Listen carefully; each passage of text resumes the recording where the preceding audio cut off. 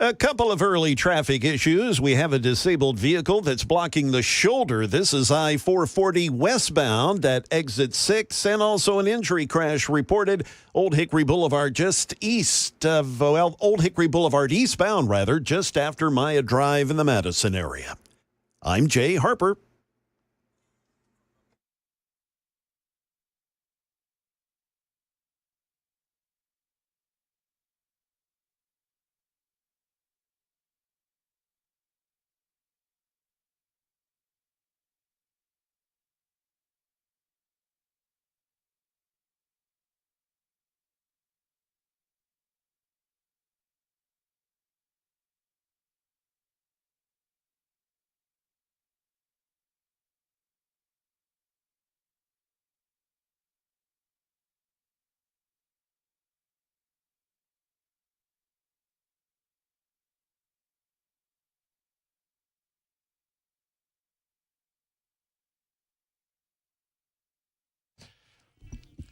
Hello, friends. Matt Murphy in for Brian Wilson on this Monday, November 18, 2024. Happy to have you with us. Thank you for spending a little bit of time with us, whether it's 5 minutes or the full 4 hours.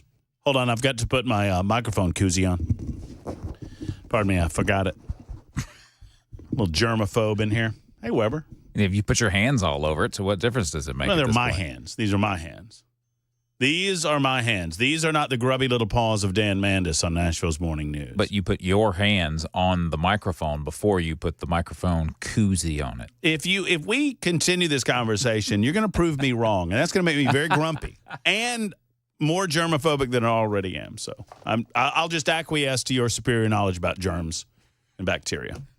Chris Weber's behind the glass, making sure that everything that comes out of our speakers sounds as good as possible. Behind him is young Jay Harper. He is subbing in for Ken Weaver this afternoon. Happy to have him on this Monday, and happy to have you as well. Lots to discuss, lots to talk about, none of which having to do with the Tennessee-Georgia game, although we will make mention of it right at the beginning and then move on from it, unless it is brought to our attention by you, the listening audience. Did you enjoy that game, Chris Weber? Well, I'm sorry. I would draw the question. I would draw the question on the grounds that it was stupid. You know, something I did not just a quick factoid from the game. Something I did not think about until the next morning. Mm-hmm. Tennessee didn't score in the second half. I know.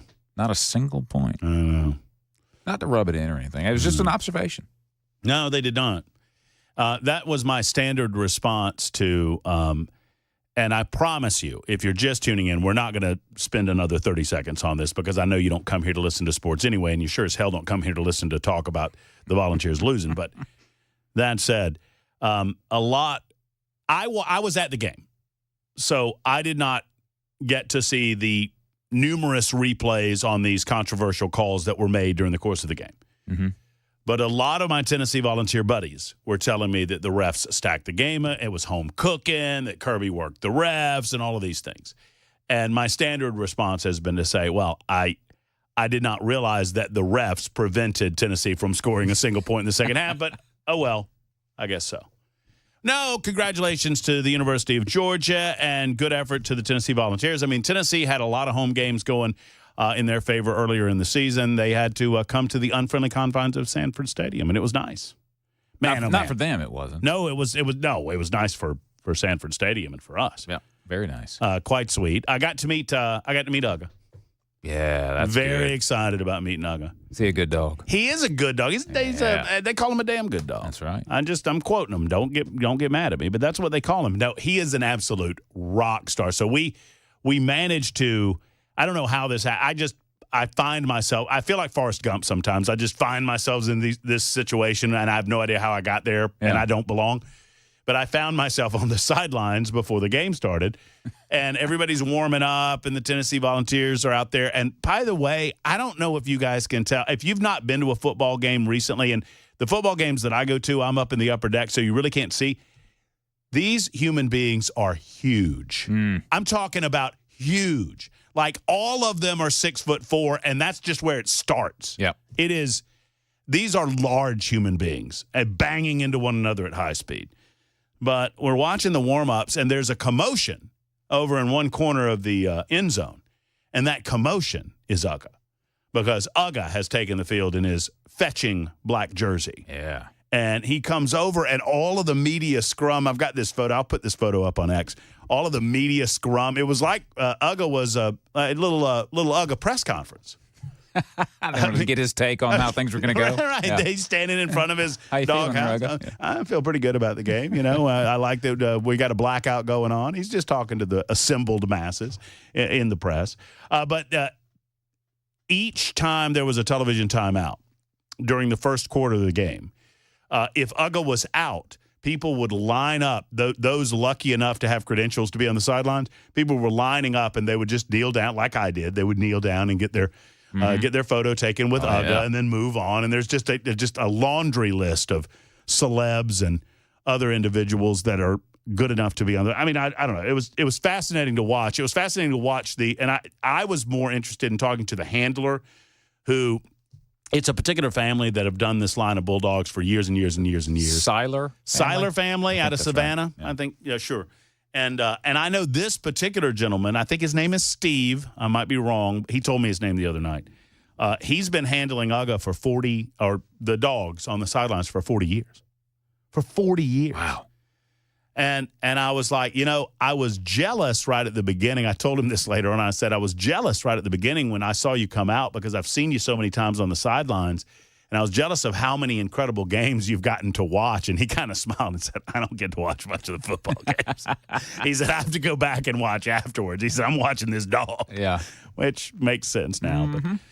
But it was fun. It was a good time. And thank you to you volunteers that reached out to me after the game, wishing me the best. Yeah. I'll just leave it at that. There was some of that other stuff going on, but hopefully Athens, for those of you that went over, hopefully Athens treated you well. So that was our weekend. I don't know how yours went, but hopefully it went well outside of the game. There's a lot to get into. Obviously, we've got more of the cabinet selections being vetted by the mainstream media, and we're going to talk about that, and we're going to open up the show with it as well. So we'll discuss that. As far as news goes, here comes the liberals. Trust me, I don't think you think this way. I think we're all kind of in one mindset when it comes to this, regardless of where your political affiliation might land. Nothing ends Tuesday, November 5th. Nothing. Nothing was over when it was determined that Donald Trump would, in fact, be the president-elect of the United States of America. I mean, you still have liberals out there hanging their hat on the idea that Donald Trump will not ultimately win the popular vote. As, believe it or not, and I'm not making this up, there's still counting going on.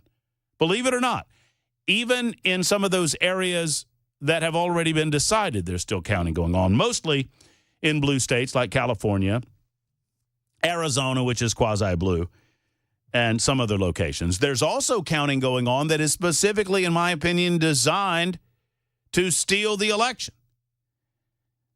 And in that case, I'm talking about Pennsylvania, and we will discuss Pennsylvania in depth today, because you need to understand, those that screamed over the last 6 months, certainly, but really it's been the better part of the last 8 years,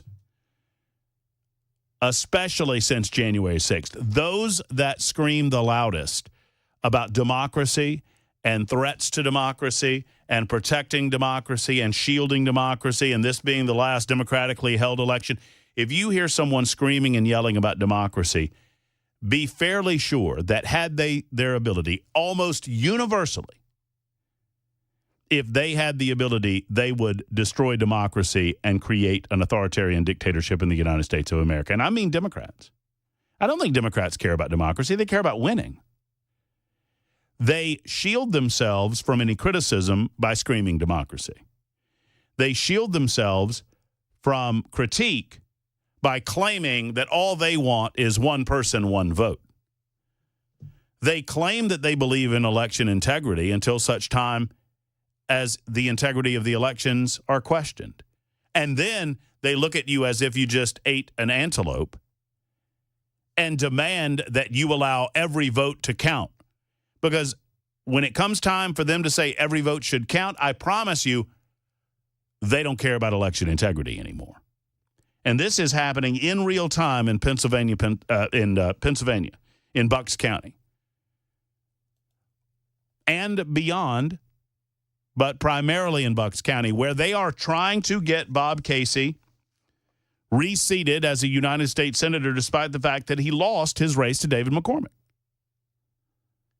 They are attempting to, dare I say this, steal the election in plain sight. And because we are basking in the afterglow of a Trump victory and a Republican sweep in the United States Senate and the United States House of Representatives, razor thin though that may be. I mean, and it's not just in Pennsylvania. In Minnesota, you had a judge arrested for allowing unregistered voters to vote. He was arrested. Or she. I did not see the sex, nor did I see pronouns. We will discuss, and it's important to discuss these things because it's important to remind you that those that have screamed the loudest over the last several years about election integrity and about demanding that we accept the outcome of the vote, they don't accept the outcome of this vote. And sadly, we're at a place in American history and we're at a place in American politics where had they the ability to unilaterally change the way that this country voted, they would. You don't think let's put it this way. Down there where the goats can graze on it. Down there where those of you in Aniana can understand it. You don't think that people who spent the better part of the last 8 years declaring that Donald J. Trump was a reincarnation of Adolf Hitler, literally calling him Hitler, calling him a Nazi, calling him a fascist, using every bit of language at their disposal to attempt to convince you that he was the threat that you never saw. You don't think those people who are insane enough to take to TikTok and Twitter and Instagram and other platforms on social media and scream bloody murder into their cameras for no other purpose than to express how disgusted and frustrated they are, you don't think those people would steal an election if they had the ability? Do you think, honestly, that those people believe in the Constitution of the United States? They've already said that they don't believe in our Electoral College, which is a part of the Constitution of the United States. They seem to pick and choose as it suits them, don't they? You know, there are parts of the Constitution that I consider to be pesky. Honestly. There are parts of the Constitution of the United States that put proverbial handcuffs on our police agencies, for example. I mean, policing would be a heck of a lot easier if we didn't have that pesky Fourth Amendment. Those frustrating human rights. But I obviously overcome my concern about what that might do for our law enforcement community, recognizing that the rights themselves are a hell of a lot more important than any individual cases. You honestly don't believe that the Democrats would take it from you if they had the ability? Why do you think that it resonated with the American people that we suggested that this election the outcome of this election, and frankly, I said either way. Now, obviously, I didn't say either way very loudly or very long because you guys well knew where I believed the country needed to move in terms of our direction, our political and policy-based direction. I wanted Donald J. Trump to win, and win, dare I say, bigly. But either way, I needed it to be a margin by which people did not consistently and regularly and continue to doubt the outcome. And we got it. We got it. He swept. He swept the swings. He won the popular vote. There is no question that this is a mandate, unless you are a Looney Tunes liberal on social media or on television networks today, where you're telling me that I'm not seeing what I'm seeing, that this is not a mandate. This is not a mandate, and it's not over until we finish counting the votes. They're still desperate to get this Pennsylvania race in the D column. So we will discuss those things. Some of that has manifested itself in an attack on some of Donald Trump's cabinet selections. And I want to start the show today as we run down some of the news agenda items that we're going to cover for you on the drive with no Brian Wilson, Matt in for Brian. I will tell you this as well. I'm going to say a few things about some of these cabinet selections that you're not going to like. And some of what's going on is unfair. But life is unfair. If you want fair, the fair comes oftentimes in October, maybe November. They got the Ferris wheel. They got the cotton candy. You can hit a balloon and win a fish. Okay? Life comes at you hard, and it comes at you heavy, and it does not relent. And your enemies do not care if you think something is unfair. And so I will say this as a way to open up the next segment of the conversation. I have no idea the nature of some of the allegations against Pete Hegseth. I've met Pete. Pete is a regular in this time slot on this radio station with Brian Wilson. Wednesday? Is that right? Wednesdays? Normally? Depends on schedule. Wednesdays? Yeah. And I guess I think he resigned from Fox News. Did he resign from Brian's The Drive? He may have. I guess. I don't know. We don't know yet. But he made regular appearances with Brian Wilson. And to know Pete is to like him. But you have to vet these things. You have to know that these allegations are coming. You have to be ready for them. This is the ultimate blood sport. And you're either prepared to respond to these things or you're not. You either have the truth on your side or you don't. And if you have the truth on your side, fight this thing until the end. And I'm speaking this into the air. I'm speaking this into existence so everyone can hear it. I do not know what the truth is. If you have the truth on your side when it comes to Hegseth, you march forward and you demand a full accounting of his record. Be put in front of the public, and you give him an opportunity to push back against these dastardly allegations. But if there's any aspect of this that is yet to unfold, if there's any aspect of this that we don't know about, it will come to light. It will. I hate it for all involved. And if you're not telling the truth, it's not going to end well. And that's what I'll say about that. We'll get more into it in just a moment. We'll talk about the Matt Gaetz selection as well as we just get underway on this Monday edition. It's going to be a lot of fun. November 18. By the way, we remind you next Monday. Well, I'll tell you what, I'll remind you after this. Remind me to remind you about what's happening next Monday on The Drive with No Brian Wilson, Matt Inford Brian on Super Talk 99.7 WTN.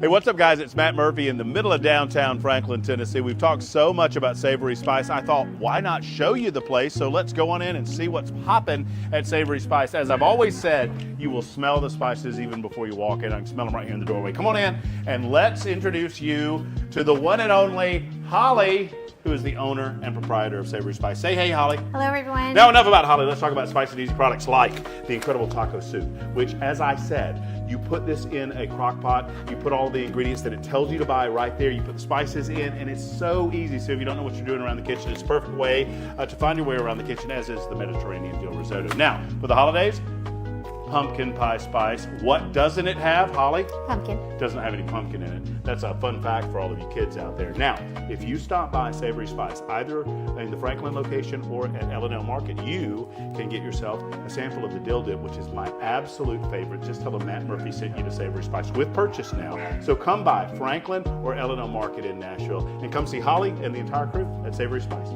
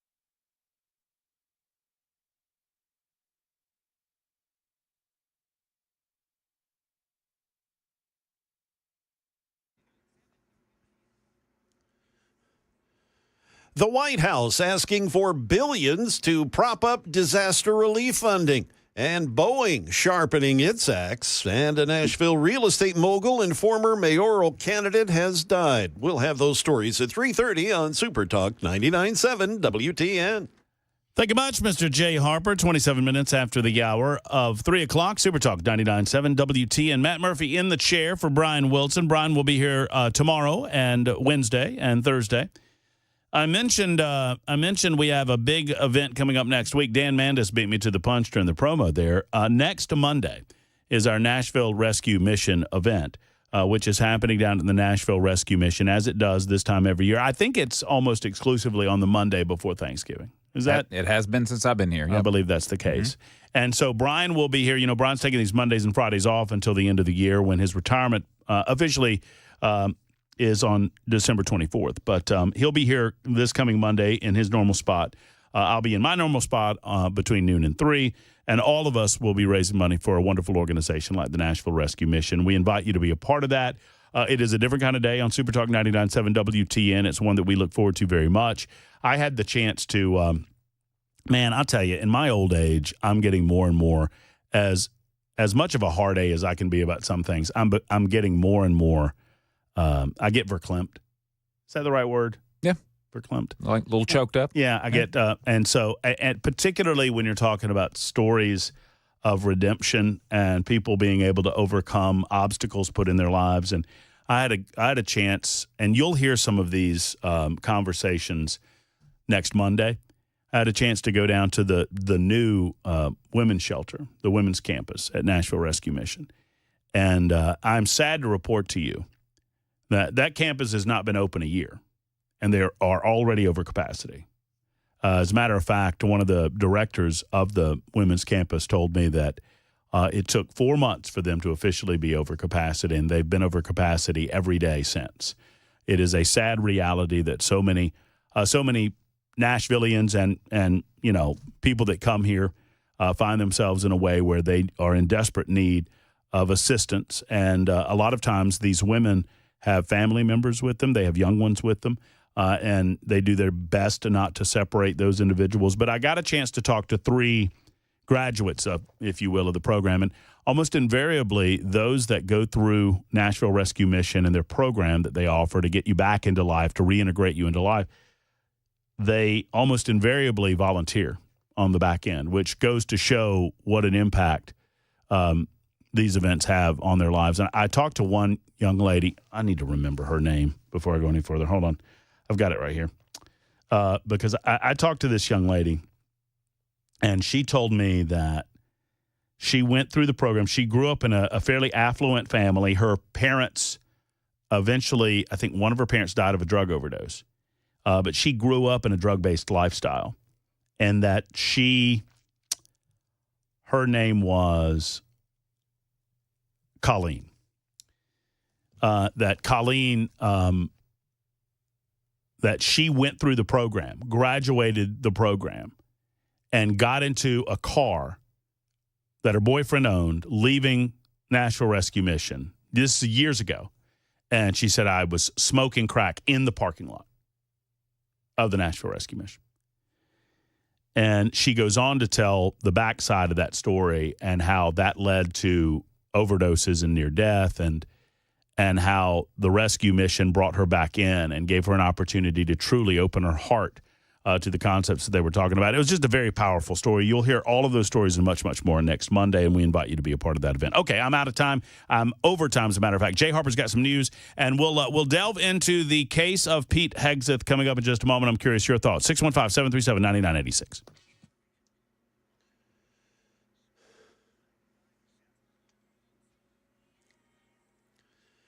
Good afternoon. It is 3:31. I'm Jay Harper with your top stories. We'll have a full forecast and a traffic report in just a few moments. The White House, they're requesting Congress approve roughly $100 billion in supplemental emergency disaster relief funding. This will go to support people across the Southeast in the wake of Hurricanes Helene and Milton, as well as other communities with unmet recovery needs that have occurred over the last 2 years. $40 billion would go to FEMA's disaster relief fund.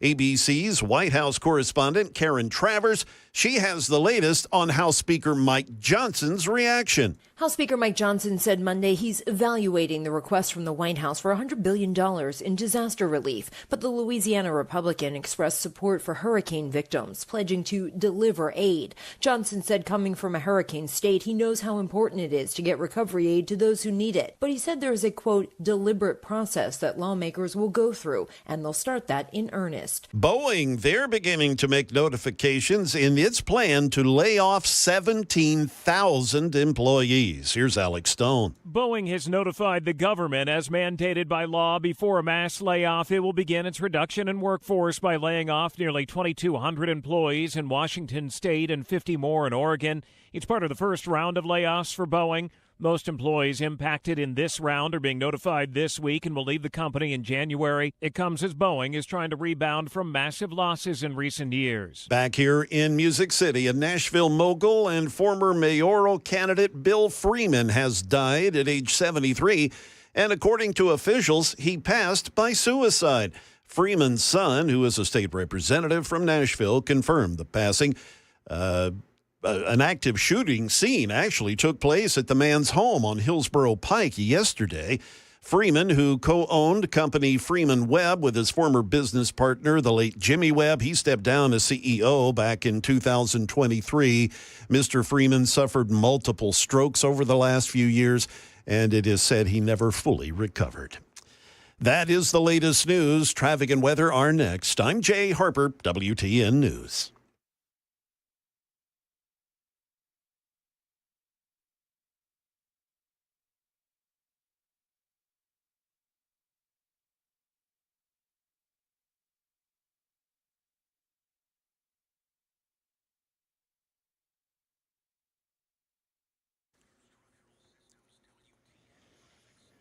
We've got a couple of problems on Interstate 40 now. I-40 eastbound at exit 211, we have a crash. Also out in Hermitage, an accident has the left lane blocked. That would be 40 westbound just after Central Pike.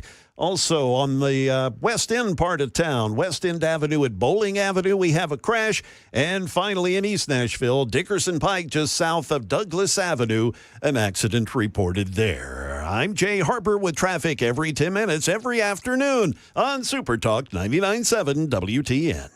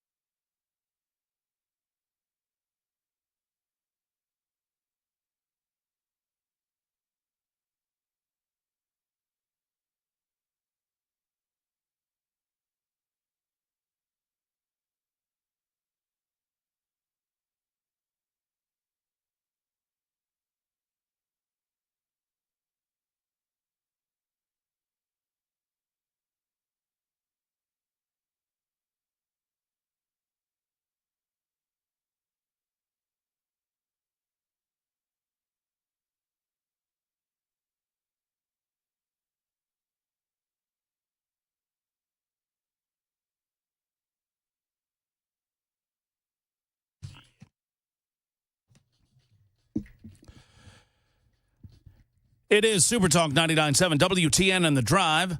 Matt Murphy with you until 7.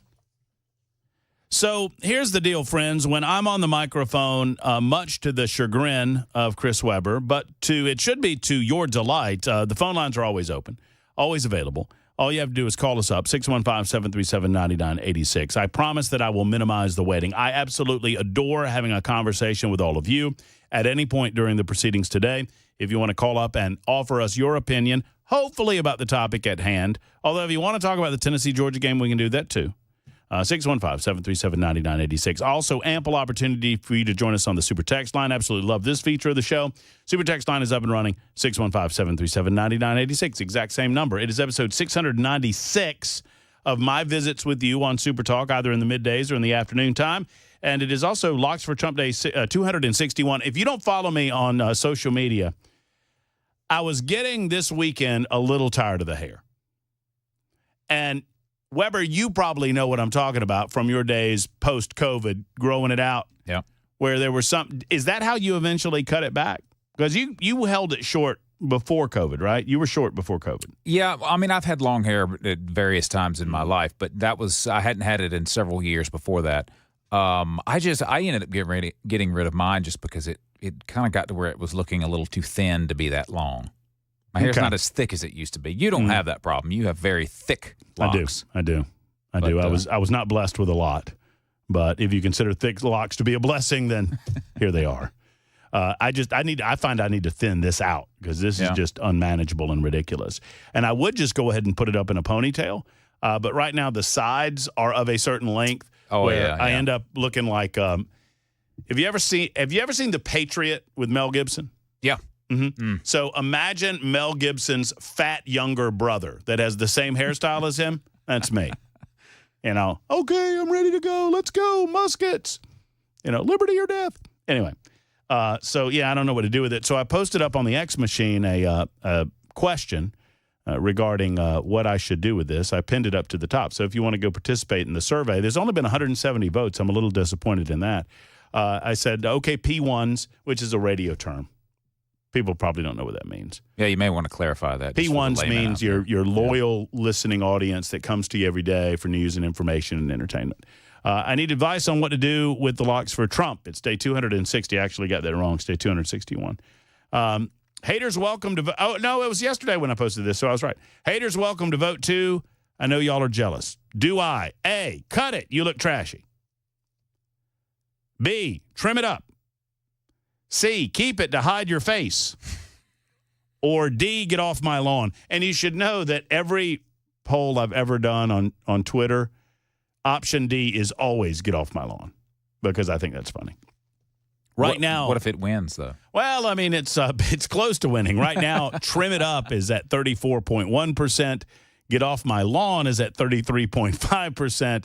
And 16.5% cut it, you look trashy. 15.9% of you keep it to hide your face. I don't know if I should take the fact that that's the losing selection as a compliment or an insult. I don't know. Yeah. Could go either way. One way or the other. It's all good when I got the headphones on. That's all nice. So we'll figure that out. But it's Locks for Trump Day 261 one way or the other. You can find us if you want to see how these ugly things look. You can find us on Talk TV, YouTube, Facebook, Twitter, Twitch. We are up and running for your convenience on that social media platform. You can also discover us on any place you stream internet information.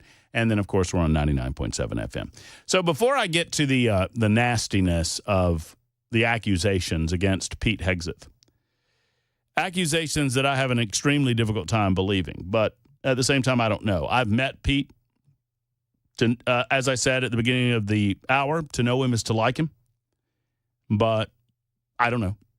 I don't know.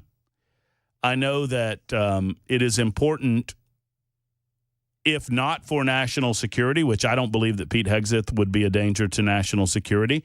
Frankly, I believe that Pete Hegseth could potentially make a fine Secretary of Defense. He certainly has a command of understanding of the United States military that I don't have, that you don't have. I do not cast aspersions against Pete Hegseth's military career, as many in the mainstream media have chosen to do. However, I would say this. if not for national security, if not to ensure that there are certain things that you don't know about a particular candidate for public office or a particular nominee for service in a cabinet. If anything, you must vet the individuals that you are preparing to nominate, if just for the fact that the opposing side will figure these things out. In other words, it's best to get in front of a situation like this than to respond to it. Now, some of you would suggest that even bringing it up might be, in a way, playing into the liberals' hands. Well, I would say this. I'm not the one bringing it up. As a matter of fact, Pete, through his attorneys, have done as much to bring it up. What is it, you might ask? Let's go over it real quick.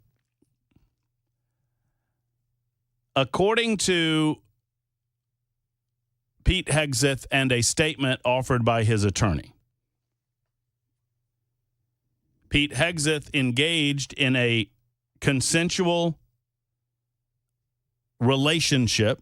We don't really know what the nature of said relationship was, except that it was at least a relationship that was sexual in nature in one evening. Pete Hegseth is being accused, or at least was accused in 2017, of sexual assault. And according to the filing in 2017, Pete Hegseth paid a woman who accused him of sexual assault to stay quiet so he would not risk losing his job at Fox News. Hegseth, through his lawyer, told CBS that he paid a confidential financial settlement as he feared that he would be sacked from his job at the news network if they discovered what was going on. The agreement deterred the woman from moving forward with the lawsuit, according to the attorney. The attorney, Hegseth's attorney, Timothy Parlatore, and I may be mispronouncing that, Parlatore, Parlatore, explained that the woman and her attorney knew that filing the lawsuit would, quote, cause an immediate horror storm for Hegseth. The reality is they filed a lawsuit. A civil process takes quite a while, and so Fox News likely would have fired him based on that allegation. Understand that Pete Hegseth was not nearly the commodity at Fox News in 2017 that he is today. Hegseth's attorney confirmed that there had been an investigation by California officials in 2017 over the sexual assault allegation, I should say. Pete Hegseth was never arrested, nor was he ever charged with anything. This is not a matter of criminality, considering that a filing occurred and a police investigation ensued, and that police investigation determined that whatever filing happened in 2017 did not merit even arrest, much less charging. You know, oftentimes, based on the accusation alone, if you have any level of corroborating evidence, whether it be, you know, physical evidence on someone's body or corresponding evidence of, you know, photographs or whatever it might be, hey, we were out at a party and people saw us at the party. I mean, one way or the other, if you have enough surrounding evidence against the allegation, they'll arrest. Well, no arrests were made. No charges were filed. So currently, Hegseth is now saying that, or through his attorney, I should say, Parlatore, that he had spoken to Trump's transition team after Hegseth was tapped to serve as defense secretary and explained the situation surrounding the allegation. He said he was unaware of any previous discussion Hegseth had had with the team or if they knew about the settlement. The woman filed the complaint in 2017 with the Monterey Police Department in California, alleging that she had been assaulted by Hegseth at the Hyatt Regency Monterey Hotel and Spa. According to the Washington Post, which is obviously a news organization that I don't believe as far as I can throw them, but it is what it is, they first reported the payment to the woman and obtained a memo sent to Trump's transition team from a friend of the accuser. The memo accused Hegseth of raping the conservative group staffer after drinking at a hotel bar. Parlatore told CBS there was eyewitness testimony and video surveillance that the woman was not only sober, but grabbed him by the arm to lead him upstairs. All right, so let me back up for a second from 50,000 feet. One would assume that if this charge was leveled against Pete Hegseth in 2017, that was a little before the Me Too, wasn't it? That was a little. Possibly, yeah. But not much. It was right around the same. It was right around it's in the same. I mean, and the reason I'm sad to bring that up, but the reason I bring that up is that there was something of a mob mentality when it surrounded allegations of sexual assault during that time, where the mere hint of an allegation would lead individuals to cut ties with other people. I wonder, and I don't know this, I would have to check the calendar, but I wonder if this impacted the manner in which Pete Hegseth reacted to this. And I don't know. This is an arena of pure speculation at this point, but follow me here. My logic is this, that if you have a budding career beginning at Fox News. You have just left your life in the United States military, and you are attempting to work yourself into a life of broadcasting and reporting. And this comes along and could completely derail that. And regardless of the truth of it's easy to say, I guess, it's easy to say, well, if I didn't do anything wrong, I would fight these allegations. Well, that's all well and good. You would probably lose your job at Fox News while you did that.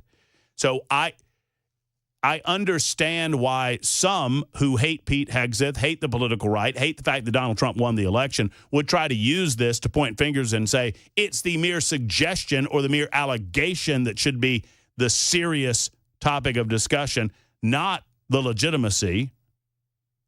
Well, that's not the way to look at this at all. However, I would understand why somebody would want this to go away, even if you did nothing wrong, for fear that you're going to lose your job. Look, sexual assault, obviously, incredibly serious situation. And we should take every accusation of sexual assault very, very seriously. I take false allegations of sexual assault or rape equally seriously, because you can destroy someone's life. Destroy someone's life on the mere allegation. So I'm not suggesting I'm falling in any way on this. I would say this, that if it were the case that this was a part of Hegseth's background, you should have known it before you nominated him. And if look, I'm not here to knock Trump team. Congratulations, they won, and that's all well and good, but I am here to tell you the truth, that if you didn't know all of this was going down, then I would suggest the transition team needs to do a little bit better job about vetting their candidates so as to at least formulate a pushback when these allegations are made. 52 after the hour. Your call's coming up on Super Talk 99.7 WTN. Did you know you're overpaying for your health and wellness products? With over 20 company-owned brands offering its members vitamins, supplements, wellness, and skincare products, you're able to save up to 70% off retail. Members Nutrition can't change your life, but we can change the way you live.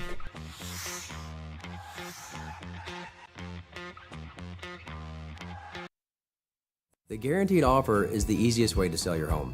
It's really simple. We bring you an all-cash offer. You close in as little as 21 days. No home inspections, no lockboxes, no open houses. Go to markspain.com to get a guaranteed offer and start packing.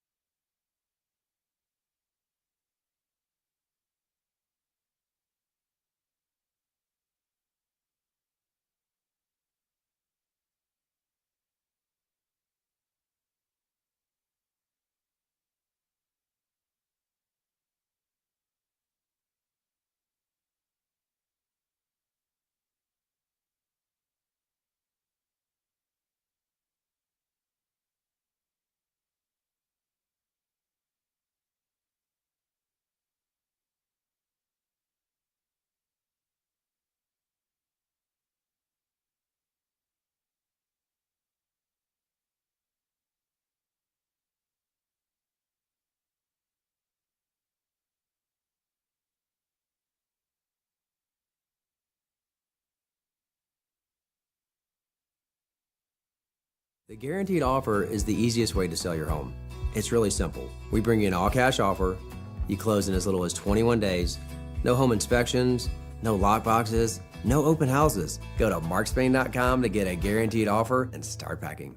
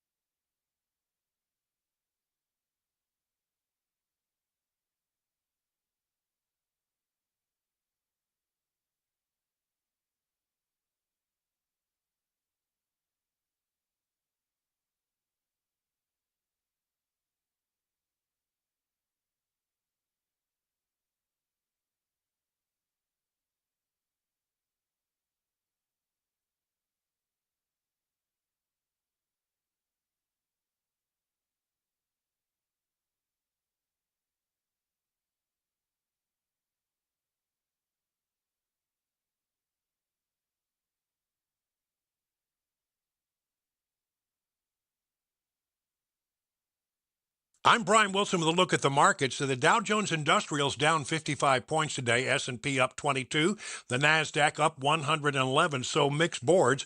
What's driving the market? Let's check in with John Maxon over at Beacon Capital Management. Hey, good afternoon, Brian. Yeah, the market actually had a little bit of a positive day on the S&P and the Nasdaq. That's going to be welcome relief, as last week was declining. And a lot of that has to do with the fact that a little bit of the post-election excitement of the market has sort of faded away. One thing to watch pretty closely, oil's up today over 3%. Have some concern about the Ukraine and Russian war, maybe escalating, things of that nature. But all in all, pretty good day on the market. Tomorrow we get housing starts, which is something that's going to be something to pay close attention to, with interest rates rising recently, and a couple of the Fed speakers. And then the market's going to turn its eye towards the all-important earnings report of NVIDIA that's going to come out Wednesday. So a lot of important reports coming later this week, but a pretty good day today. Thanks, John. And to find out what John Maxon and all the good people over at Beacon Capital Management can do to help you get ready for retirement, just go to their website, askbeaconnow.com.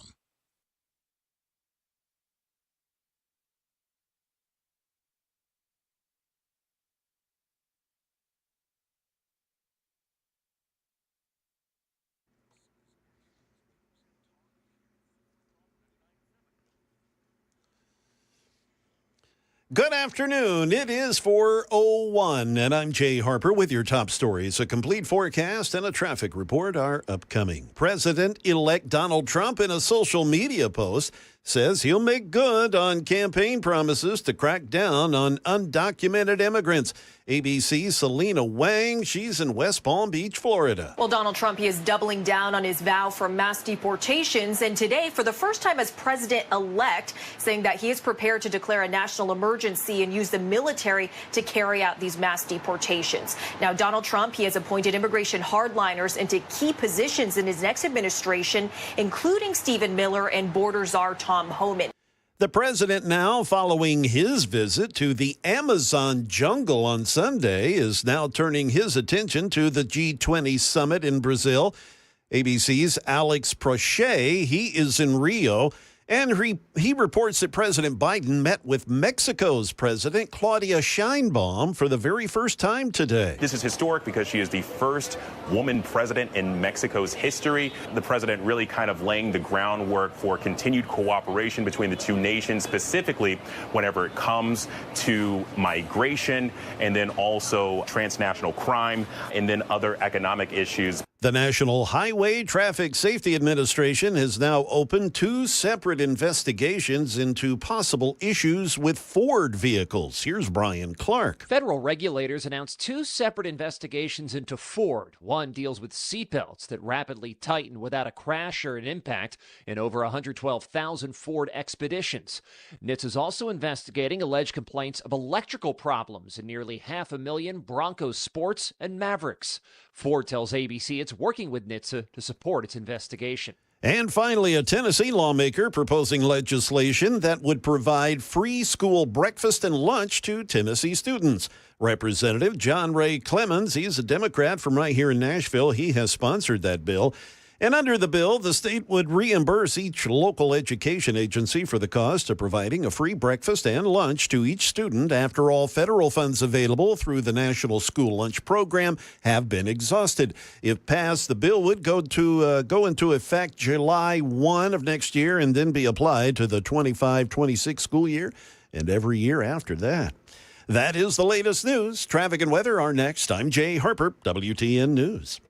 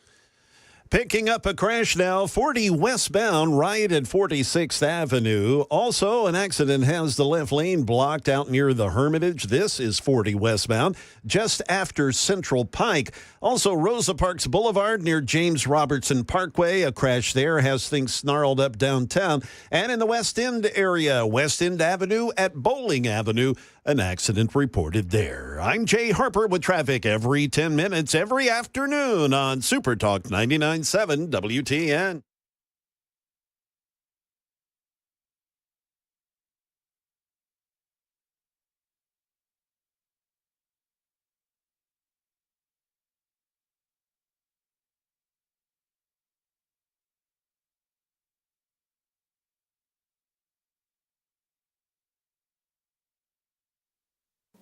Rain and thunderstorms return to Middle Tennessee. I'm WSMV4 First Alert meteorologist Lisa Spencer.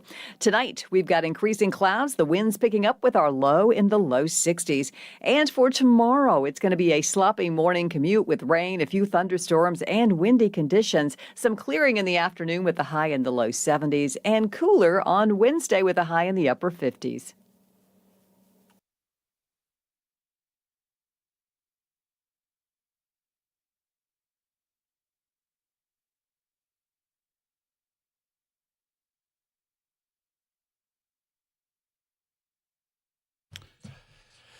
It is indeed The Drive, 4:08. Good afternoon. Matt Murphy in for Brian Wilson today on this Monday, November 18. Hope you're doing well. Hope your day's going great. It is a Monday. Weather looks good, looks fall-like. Highs of around 72 or so, thereabouts today. I don't know what the official high was. I'm assuming we've made it. Yeah, And, I would assume it's 73 right now. 73? Yeah. Nice. I saw where I glanced at this walking through the office this morning where it's getting down to freeze, like our first official freeze in Middle Tennessee is coming up in the next several days. Yeah, it's like Wednesday night or Thursday, something like that. Yeah. I like that. Going to be really, really seasonable. This is nice, but this is much too warm for where we should be. I agree. And it's usually like in the low 60s right about now for highs. Is the Weber household, are you a fire-centric household, meaning do you do like fire pits or do you have a fireplace? I do not have a fireplace. Well, I do have an electric one, but that's just a glorified space heater. Does it do the little stuff on it? Yeah, it's a fake. Looks like fun. a little plastic fire. Do you get thing. it from the Amish?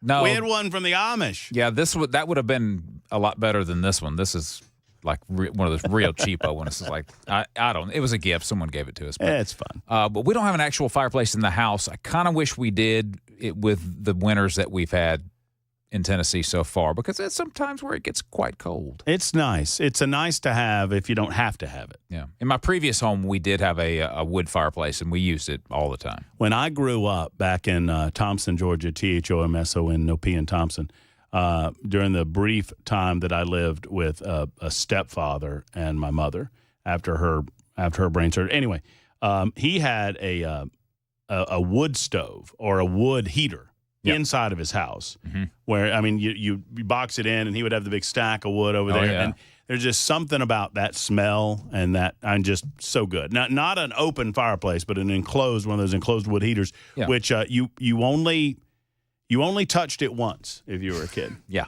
And then you learned You learned quickly. not to touch it again. It's nice. It's nice to have a little cool weather as we are well into November. And man, oh man, this happens every year where you're anticipating Halloween, and then suddenly it's like a day from Thanksgiving. Yeah. We're just over a week out, Just right? over a week away. You guys do a big thing? Not this year. No. Kind of small scale this year. But that's good. Much simpler. Yeah, that's right.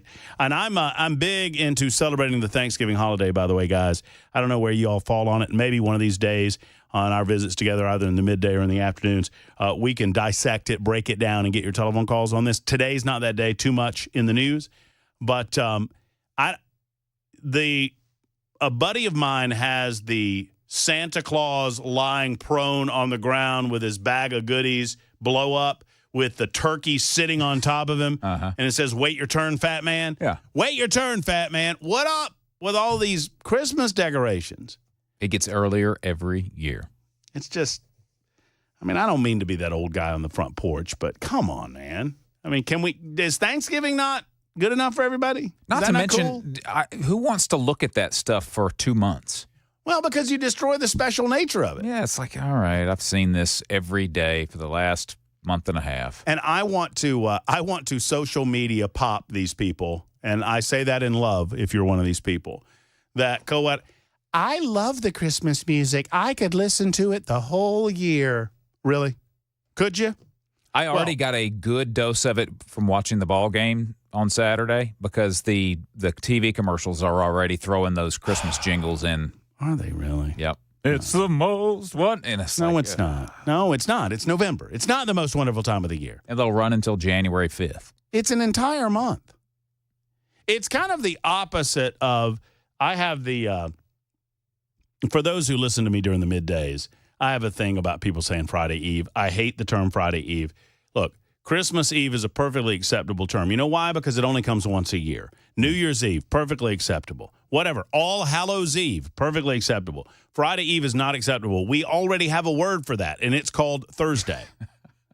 And it happens every week. So it just bugs me. So people have learned that, and so they say Happy Friday Eve to me a lot. Yeah. To which I say, you can say whatever you want. It's a free country. But just know that every time you say Friday Eve, a puppy dies. Every single time a puppy dies. I mean, that's awful. I've killed 3 today.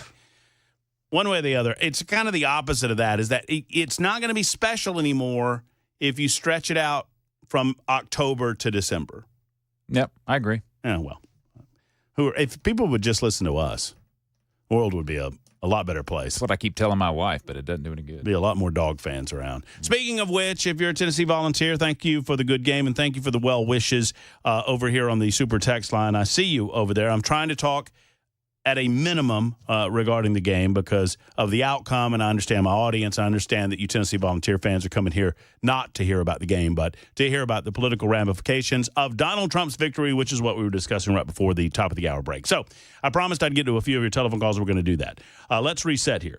So one would think that Matt Gaetz was the guy that was, I would speculate, by design, there to draw all of the political fire with regard to cabinet appointments. Matt Gaetz is obviously a lightning rod and has been during his entire time in the United States Congress. He has a couple of allegations that have already been thoroughly vetted and investigated against him. However, those are being drudged back up as he has been named as Donald Trump's nominee for Attorney General of the United States of America. In the midst of that nomination, we also had a number of other quote-unquote controversial nominations to include Robert F. Kennedy Jr. as the head of Health and Human Services. What? He's an anti-vaxxer as the head of... Yeah, that's right. Anti-vaxxers matter too, and it's perfectly acceptable. But what if he does this or that or the other thing? Well, what if he does? One of the bottom lines for me on all of this is simple. And I don't mean to oversimplify it, but I think it merits repeating again and again and again to all of these naysayers and haters. Donald Trump won. Part of the reason that Donald Trump won is because we believe in Donald Trump. I would dare say that's most of the reason that Donald Trump won.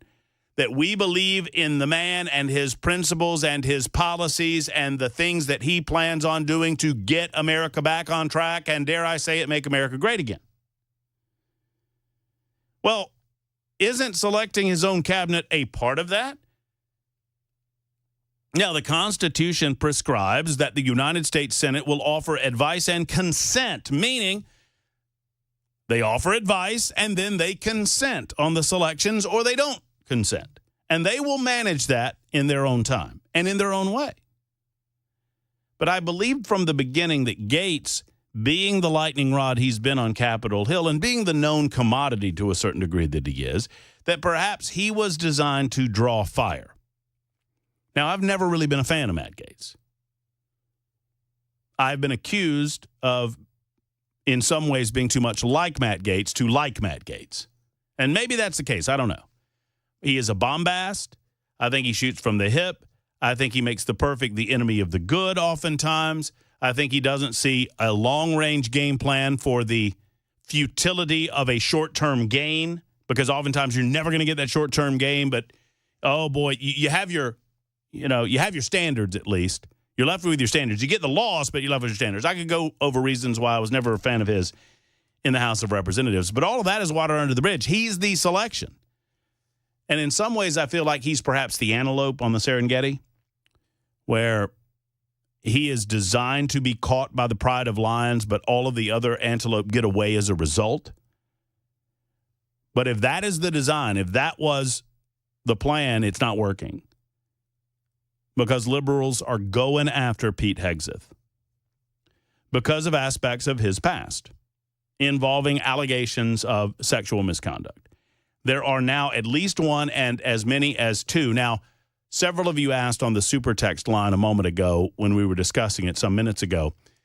For what it's worth, for those asking, it does not appear that Pete Hegseth was married at the time that any of this went down. He was divorced in 2017. Now, there might have been some overlap. There might have been some separation. But he was going through a divorce in 2017 when he apparently met up with this woman. He claims that it was a consensual relationship, or at least a one-night stand with this woman. This woman claims that it was non-consensual. His attorneys suggest that there is video evidence, that there is eyewitness evidence that will corroborate everything that Pete is saying, and that this is nothing more than a hit job. Simultaneous, as he was saying that, there's reportedly another woman that wants to come forward and tell her story about a similar dalliance that she claims she had with Pete Hegseth. Once again, you're a single man. You're entitled to do whatever you'd like in a consenting fashion with other single adults. That is absolutely none of my business. However, and I would say this is where I'm at on it. So long as we believe Pete, you do not allow these people to attempt to destroy your character with false or non-existent allegations. And you fight the hell out of this thing. But only Pete knows what's true and what's not true. At least he's the only one that I know of. And I would hope, and I try to judge character as I find it, as I see it. And I would hope that he is telling us the truth with regard to what went down. We saw something. I don't know if this will play out in the same fashion, but why does this remind me of Brett Kavanaugh? Does it remind anybody else of Brett Kavanaugh? A person of good character that the liberals absolutely hate. They decide that they hate him. So, find me a man and I'll find you the crime sort of thing. And for Kavanaugh, they had to go back to his days in like high school where he was drinking beer with, remember he's drinking beer with Squee or whatever the good dude's name was. Oh, I remember. Oh, Ski. I was drinking brews with Ski because I wrote it on my calendar because that's what high school people do. They write everything on their calendar. Nerd. It starts to remind you, and what was that woman's name? Blase Ford? I think that's right. I think her last name was Blase Ford. Corrine or Christine. Christine Blase Ford was the accuser's name, who went forward with the big glasses and made all of these accusations. And sadly, there are people that still believe them. So I ask you, what do you do with it? I mean, if it's not true, it's not true, and you've got to plow through because the liberals are going to do anything to try to diminish the incoming Trump administration. What say you, Larry, out of Clarksville? Thank you. You're first up, Larry. What's going on? Hey, brother. Thanks for taking my call. Yeah, of course. First of all, Pete Hegseth served this country honorably for 2 decades. Yes, sir. They absolutely hate him because of that. And I would take a bullet for him, just like I would take a bullet for you for being able to speak your mind. They are scared to death of him being put in charge of the DOD and getting rid of all of these woke generals that have ruined our enlistment people, because nobody wants to enlist under this woke mafia. And thank you, sir, and I'll hang up and listen and still be a fan. Well, thank you, Larry. I appreciate you. 615-737-9986. Here's what Pete Hegseth said about the United States military and woke generals. He said, and this is part of the reason that the left is afraid of him.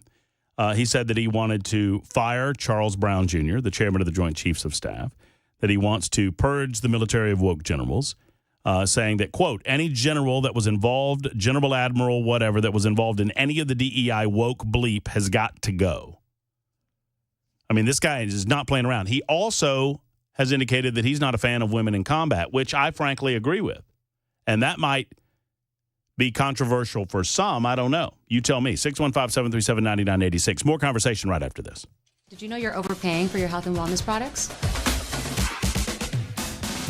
With over 20 company-owned brands offering its members vitamins, supplements, wellness, and skincare products, you're able to save up to 70% off retail. Members Nutrition can't change your life, but we can change the way you live.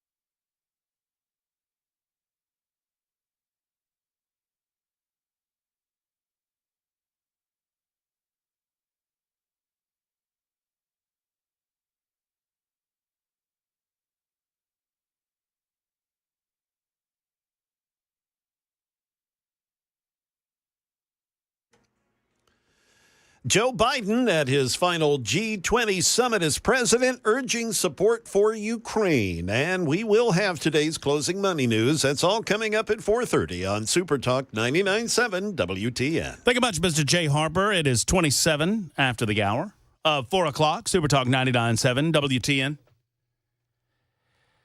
You know, this time of year, it's already getting dark. I mean, it's coming.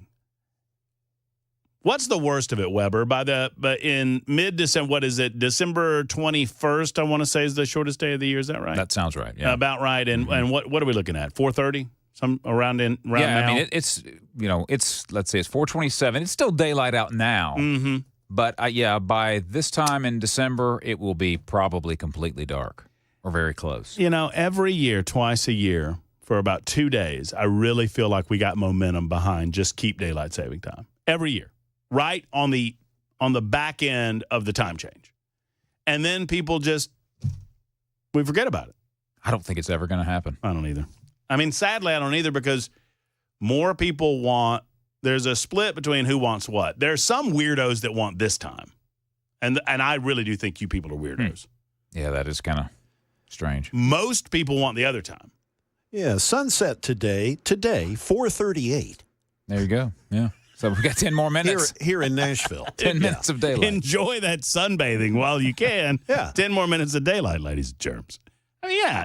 But most people want daylight saving. But the trouble has always been, I don't want to get too deep into it, but the trouble's always been that Tennessee could go back we could stay on standard time this time all year long. All it would take was a vote of the legislature. Mm-hmm. This is accurate. So, but most people don't want that. We want to be on the other time. In order to do the other time permanently, we have to go to the federal government and ask the federal government to let us do that for some reason. I don't know why. I really feel like if enough states just got together and said, to hell with you, Washington, we're going to do it, what are they going to do? But, in order for it to ever happen, the entire country has to participate. You can't piecemeal it because that will cause time zone chaos. Because this time changes in this state, but it doesn't in this one. So now are we an hour earlier, an hour later, 2 hours? Well, where does it lie? You have a little bit of that with parts of Indiana and parts of Arizona. Yeah, Arizona does that, right? Yeah.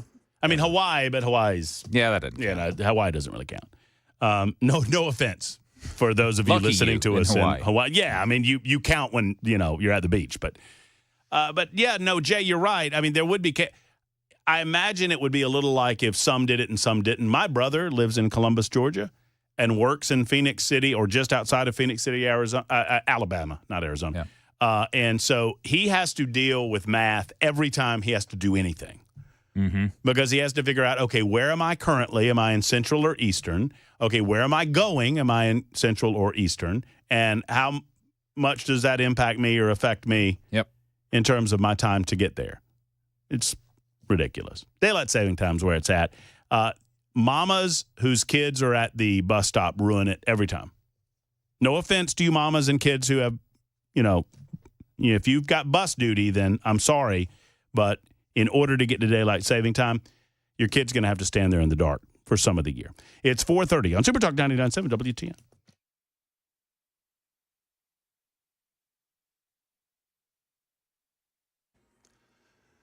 Good afternoon. It is 4:30. I'm Jay Harper with your top stories. A complete weather forecast and a traffic report are coming up. After authorizing Ukraine to use U.S. long-range missiles to strike inside Russia, President Biden today in his last G20 summit before leaving office, urging other countries to back Kyiv in the war, now more than 2 years and 8 months long.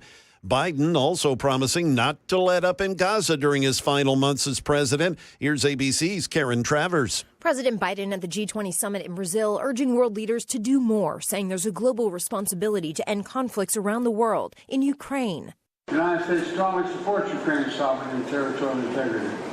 Everyone around this table, in my view, should as well. And in the Middle East. We're going to keep pushing to accelerate a ceasefire deal that ensures Israel's security, that brings hostages home and ends the suffering of the Palestinian people and children. We now turn to today's closing money news, and for that, here's Michelle Frenzen. A mixed market Monday after last week's sharp slide. The Dow finished down 55 points. The S&P 500 gained 23. The Nasdaq Composite gained 112 points. CVS Health stocks gained 6% after adding 4 new directors to its board.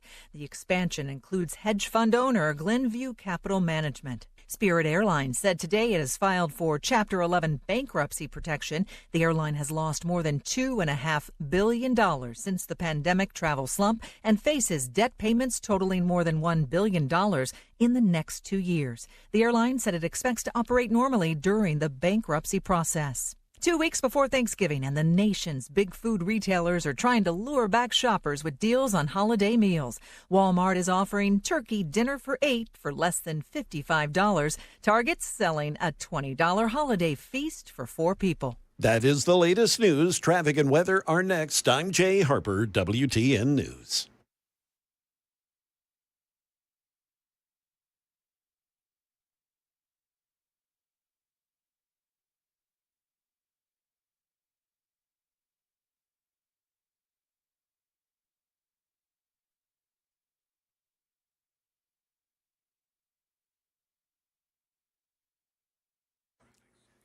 We are looking at a crash on the South Loop here downtown, 40 westbound at 2nd Avenue, also near the state capitol, still working the crash. That would be at Rosa Parks Boulevard near James Robertson Parkway, has some things snarled up downtown. Also Harding Pike at Woodlawn Drive, looking at a crash, as well as 10th Avenue North, just north of Jefferson Street, and the usual backups really getting dense. 24 eastbound headed toward Murfreesboro right there at the 440 junction. Be prepared to sit there a while. I'm Jay Harper with traffic every 10 minutes, every morning and afternoon on Super Talk 99.7 WTN.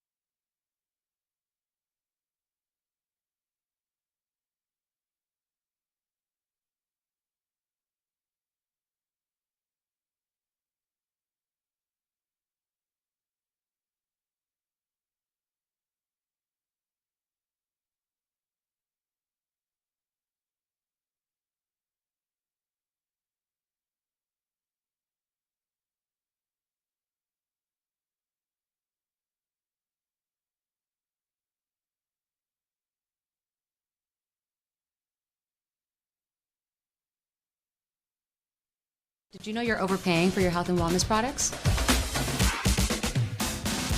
With over 20 company-owned brands offering its members vitamins, supplements, wellness, and skincare products, you're able to save up to 70% off retail. Members Nutrition can't change your life, but we can change the way you live.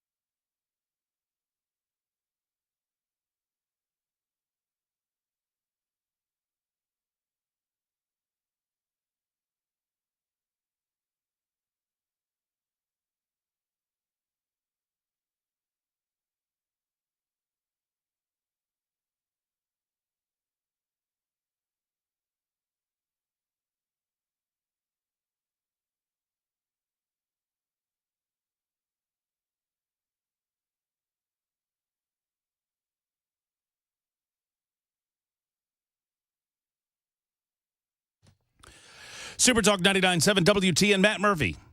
And you until 7 this evening on The Drive.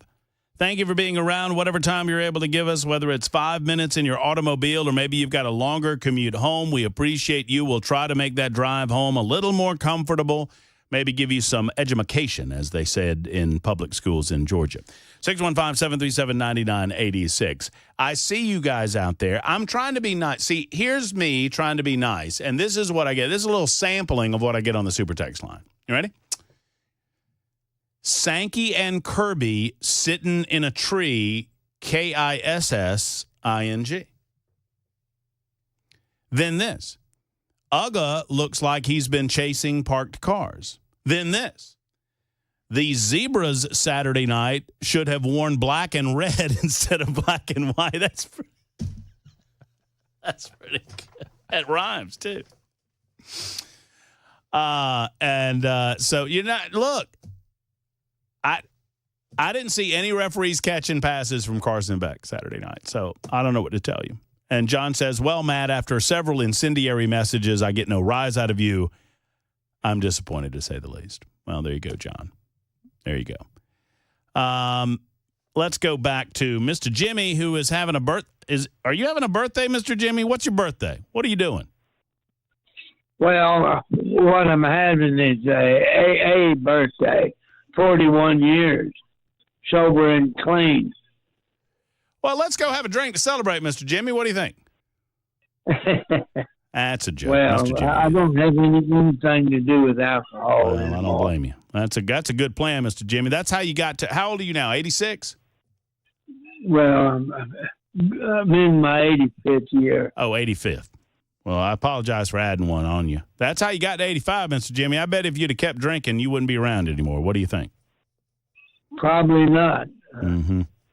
I got stopped one time up in Oregon and went before the judge, and the judge said I had a 3.9. About a week later, I got stopped again, or a month later. Went before the same judge, and he said I had a 4.2. So they put me on probation, gave me an ankle monitor, and a guy, detective, kept coming by my house every day and searching it, see if I had any alcohol. Dadgum, Mr. Jimmy. Well, that's probably a good thing to set down the bottle. Yeah. You used to drink a half a gallon of vodka at least every day. Good gracious, Mr. Jimmy. Well, I guess you drank your fill. That's a lot of vodka, Mr. Jimmy. Yeah. Well, that was just getting started good on a half a gallon of vodka. That's my grandpa, you hear me telling stories about my pa a lot, Mr. Jimmy. My grandpa claimed when I was growing up, he said he didn't drink. And I would work with him during the week in the summer months to earn $10 a week for spending money to raise up to, it started when I wanted to buy Levi's instead of Husky jeans from Kmart. But anyway. And so he didn't drink, but every Friday we went by the liquor store and he bought me a Coca-Cola and he bought him a pint of Early Times. And I'm not saying that this was a good thing, by the way. I denounce what I'm about to tell you, but it is a true story that he would get in the truck. And of course, now he didn't drink, but he would give me my Coca-Cola and he would take the top off the bottle of Early Times and throw the cap out of the window. And then by the time we were home, he would throw the bottle out of the window. But he didn't drink. But he didn't drink. Just as they said, Mr. Jimmy, on the Andy Griffith Show, it's not drinking if it's for holidays and special occasions. Yeah. But he had a special occasion every day. Well, I mean, it's National Potato Week and whatnot. Mr. Jimmy, I got to run. Thank you for the call. I'm sorry. I feel like I told a story and I took up Mr. Jimmy's time. I didn't mean to do that. But I appreciate you, and happy AA birthday, Mr. Jimmy. Congratulations. I mean this in all sincerity. 41 years later, I sincerely doubt. I mean, half gallon. Did he say a half gallon? Yeah. That's what he said. A day. That's old school, by the way, going by them gallons.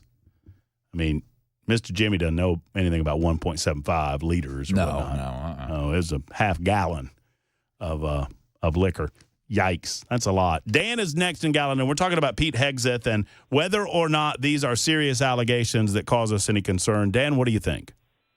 Well, I got 40 years law enforcement. I'm done retired, and I retired out of California.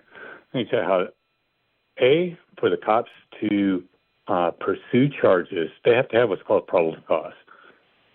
Sounds to me it was a he said type of thing. They didn't have it. They didn't file it. It was a dead case.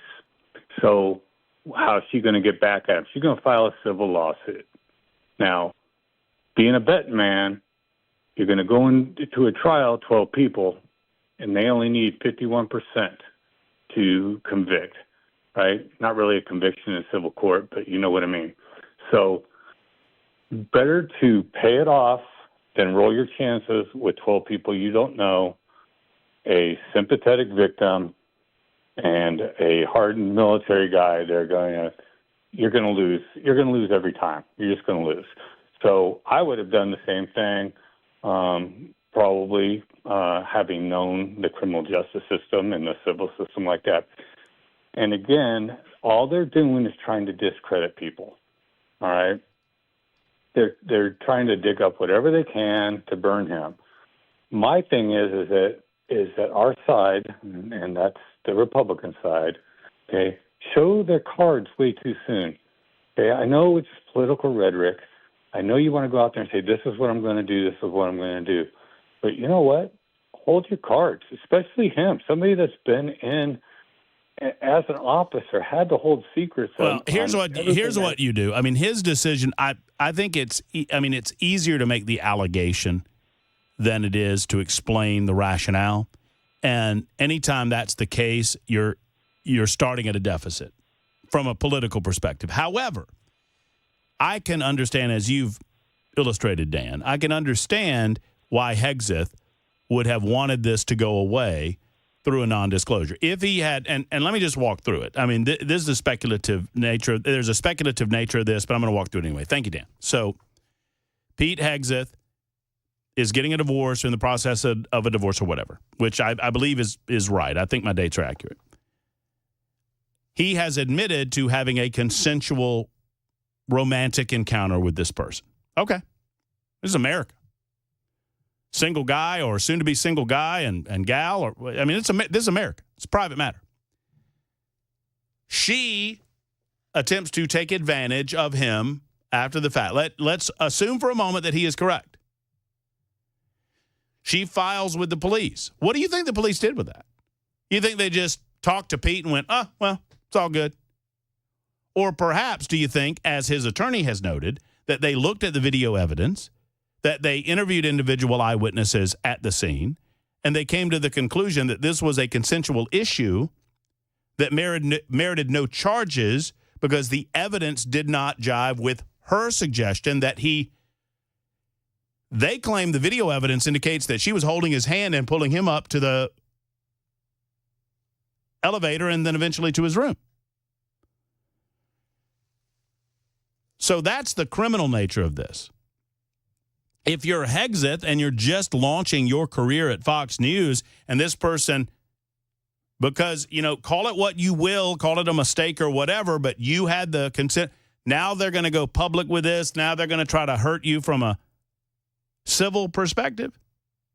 Now they're going to try to hurt your career. Well, you're being blackmailed is what's happening now. If we believe Hegseth, and I do, for what it's worth. Not just because of his word, but because the fact that the Monterey Police Department did not do anything with this. She filed, they investigated. No charges, no arrest, nothing. Well, why did he do a settlement? Because he wanted to save his job, because he understands the nature of these types of allegations. It is sad but true, which is why I believe that we need to do more to individuals that falsely accuse people of actions like this, sexual assault or rape. Now, obviously these are incredibly serious matters that ought to be treated seriously, but false allegations ought to be treated just as seriously. Because you can destroy people's lives. What was it? What was that story that Rolling Stone did? Was it Rolling Stone, Virginia Tech? It was a college where they claimed that there were allegations. I know the Duke University case got a lot of attention back in the day, and those were completely false. These stories of false allegations happen. Now, as seriously as we must take allegations of sexual assault, we must take allegations of rape incredibly seriously. I take it equally as seriously the amount of destruction that one can do to an individual's life if they are falsely accused. I don't know, but I know this. If you're Donald Trump or if you're in his orbit, you look at Pete Hegseth and you say, are you telling us the full story here? And if Pete Hegseth says yes, you move forward with his nomination. Because if they get Pete, they're not going to stop at Pete. They're going to try for the next one and the next one and the next one and the next one. If the Democrats have the ability, they will destroy every political nominee that Donald Trump puts up for consideration. Every single one of them. Tell me, I mean, think about it this way, folks. Tell me the nominee, because I remember this. I'm getting worked up and annoyed by this. I'm putting on my rant pants here. I remember when Joe Biden came on and he nominated Merrick Garland and he nominated Mr. Blank Eyes with the Secretary of State, and he nominated Lloyd Austin, and he nominated all these people, and they were just, the media was just gushing. Oh, he's so eminently qualified. Oh, he's nominating the first African American female to be this, that, or the other thing. Oh, they're just so excited, just gushing, just effusive praise. Name me one cabinet nominee that the media has praised for Donald Trump. One. Just name me one. I mean, I'll wait. Just one. There's been plenty of them. One. Doug Burgum? Huh? Tulsi Gabbard? John Ratcliffe? Anybody? Name me one that they have said, boy, that's a good nominee. Beginning to get the picture here? They'll kill all of them if we let them. Every single one of them. They are not fans of this administration. And they never will be, sadly.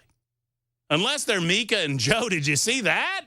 Hey, Mika and Joe turned their tune a little bit. We'll talk about that next on Super Talk 99.7 WTN.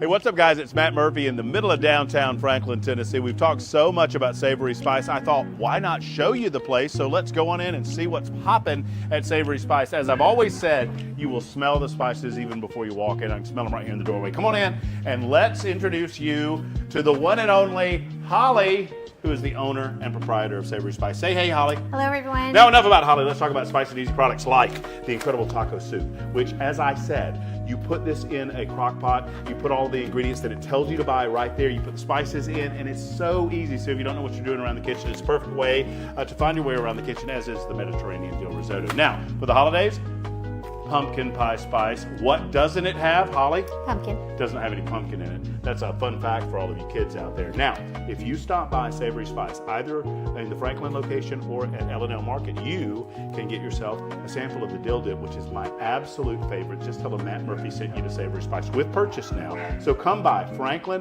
or L&L Market in Nashville and come see Holly and the entire crew at Savory Spice.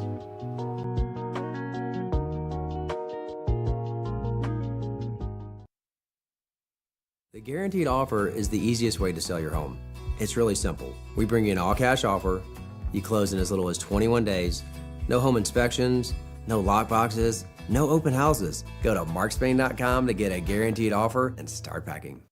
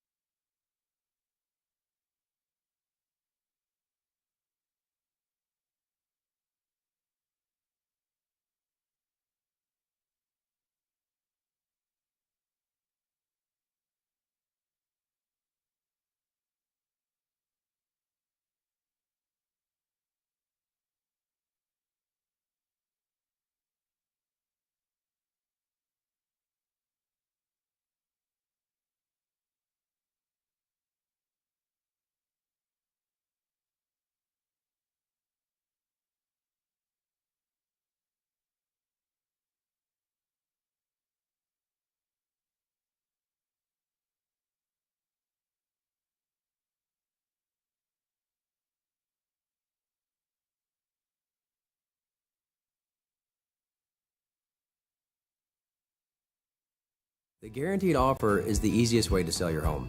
It's really simple. We bring you an all-cash offer. You close in as little as 21 days. No home inspections, no lock boxes, no open houses. Go to markspain.com to get a guaranteed offer and start packing.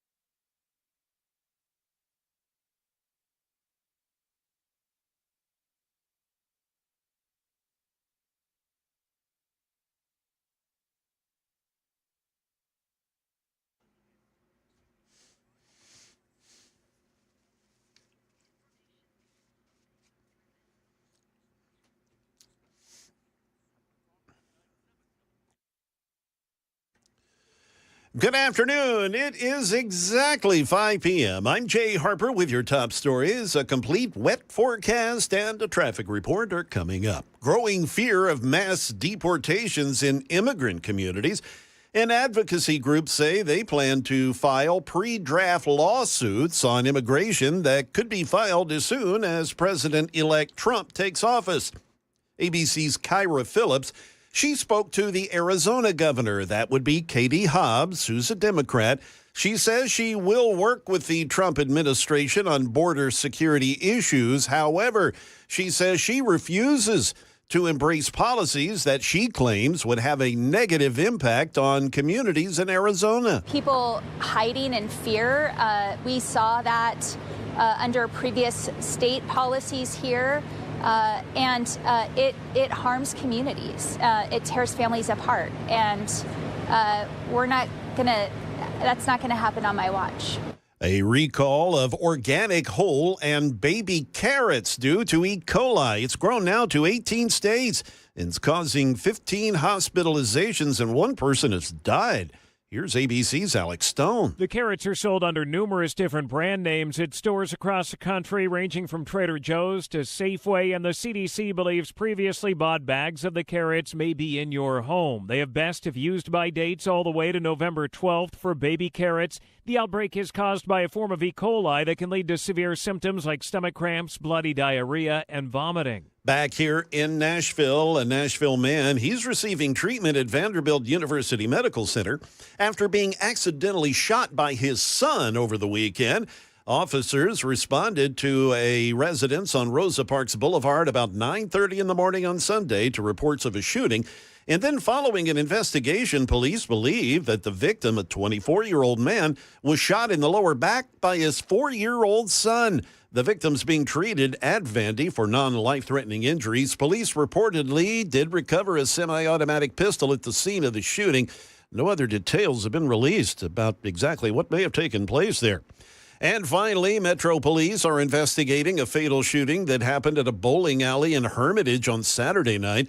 Officials say a man believed to be a 20-year-old Nashvilleian was shot and killed inside the bowling alley after being involved in an altercation with two other men from a group, along with another witness, that led to gunshots being fired and sent people scrambling out of the building. One person was taken into custody by police after that shooting. There's no word on just exactly what happened to that individual.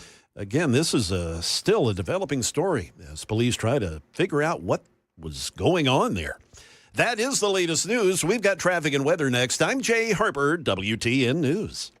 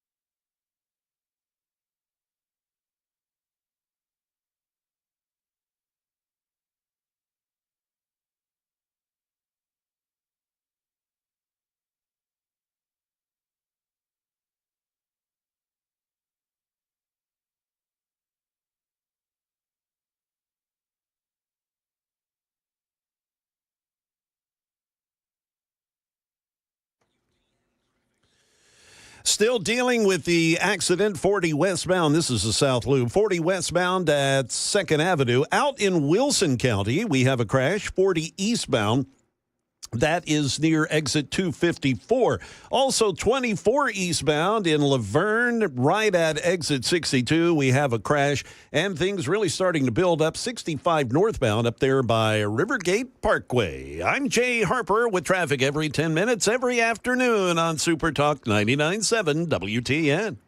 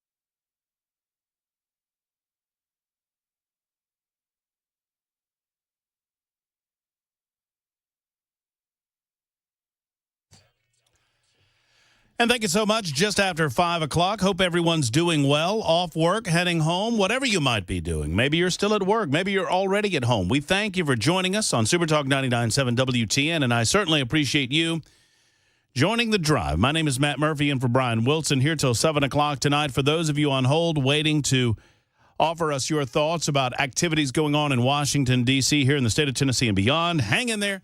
We'll get to you momentarily right after we initiate the pleasantries in the 5 o'clock hour and welcome in our next guest. It's 7 minutes after the hour on Super Talk 99.7 WTN. Thank you for everything that you bring to the table on these days. We've been discussing some of the cabinet appointments by Donald Trump. I was set to get into a change of heart, as it were, with MSNBC. Morning Joe, Mika and Joe Scarborough, offered a bit of a surprise this morning. We'll get into that about 5:35 this afternoon because I do not want to wait or to make our next guest wait. He is Congressman John Rose.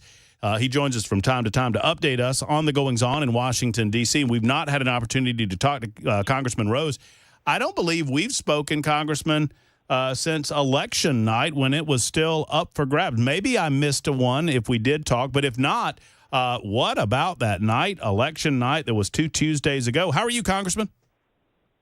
I'm great, Matt. Thanks for having me on the show tonight. Yes, what a night, what an election. Obviously the outcome was good for those of us who have been Trump supporters for so long, and what a lot of activity. Obviously the Trump campaign team clearly thought that they were ready to. They thought they were going to win, considering that they were ready to go with a lot of these cabinet appointments. Give us kind of the 50,000-foot overview from your perspective in the House, what is soon to descend on the Senate with so many of these cabinet appointments, Congressman. Well, I think you see the president. I think you see his campaign. They were prepared. The president is prepared. They've done this before, and they learned from that. And I think you see that they've got the people in mind that can help the president put in place his vision for restoring the greatness of America. And, it's exciting to watch. And I think you see the kind of determination that the president is going to bring to this. And the difference from the last time the president got elected as well in terms of the Congress is that I think the makeup of Congress has changed. And so I think you're going to see both the House and Senate helping the president put in place, his vision and restore the greatness of America. And I don't think you're going to see a lot of pushback there. And I'm excited to be a part of that. Congressman, you're no stranger to how rough and tumble Washington politics can get, and I don't expect that you will have any advantageous knowledge of the circumstances surrounding some of these appointments that we don't have here in the middle of Tennessee. However, I'm just curious your thoughts, if any, on some of what has gone down over the weekend, specifically with the Secretary of Defense nominee, Pete Hegseth, some of the accusations against him. Obviously, Congressman Matt Gaetz.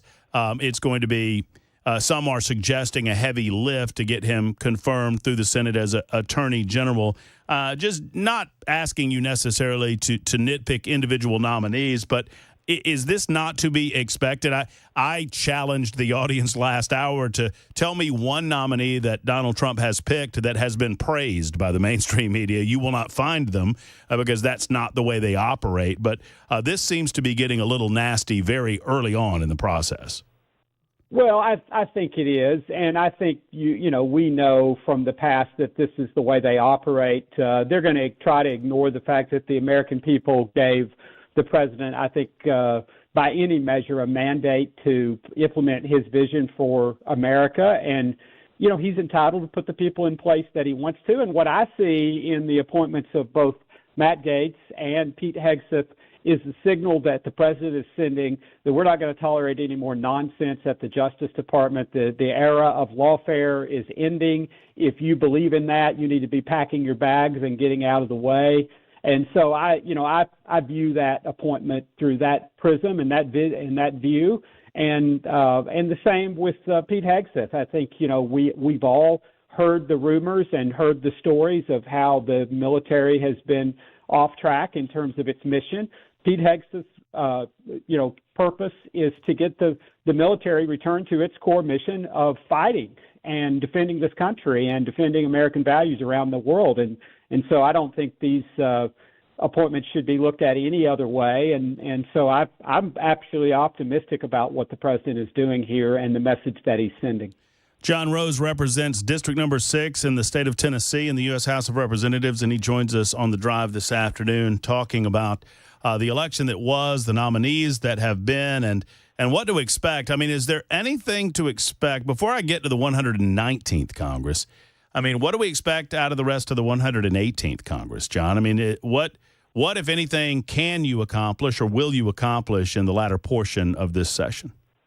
Well, I think some of that's going to be determined by the signal that we get from the Trump administration, but we have some things we have to do. So we need to pass the National Defense Authorization Act, which Congress has done without fail for the last 60 years or so. And oftentimes that legislation is used to carry other things, so that could be possible. Sometimes good things, sometimes bad things. Certainly Republicans in the House will be trying to use that as a vehicle to accomplish things that we would like to yet see done in the 118th Congress. The other thing we have to get done is the country will run out of money on, I believe it's December 20th, so we're going to have to do something there.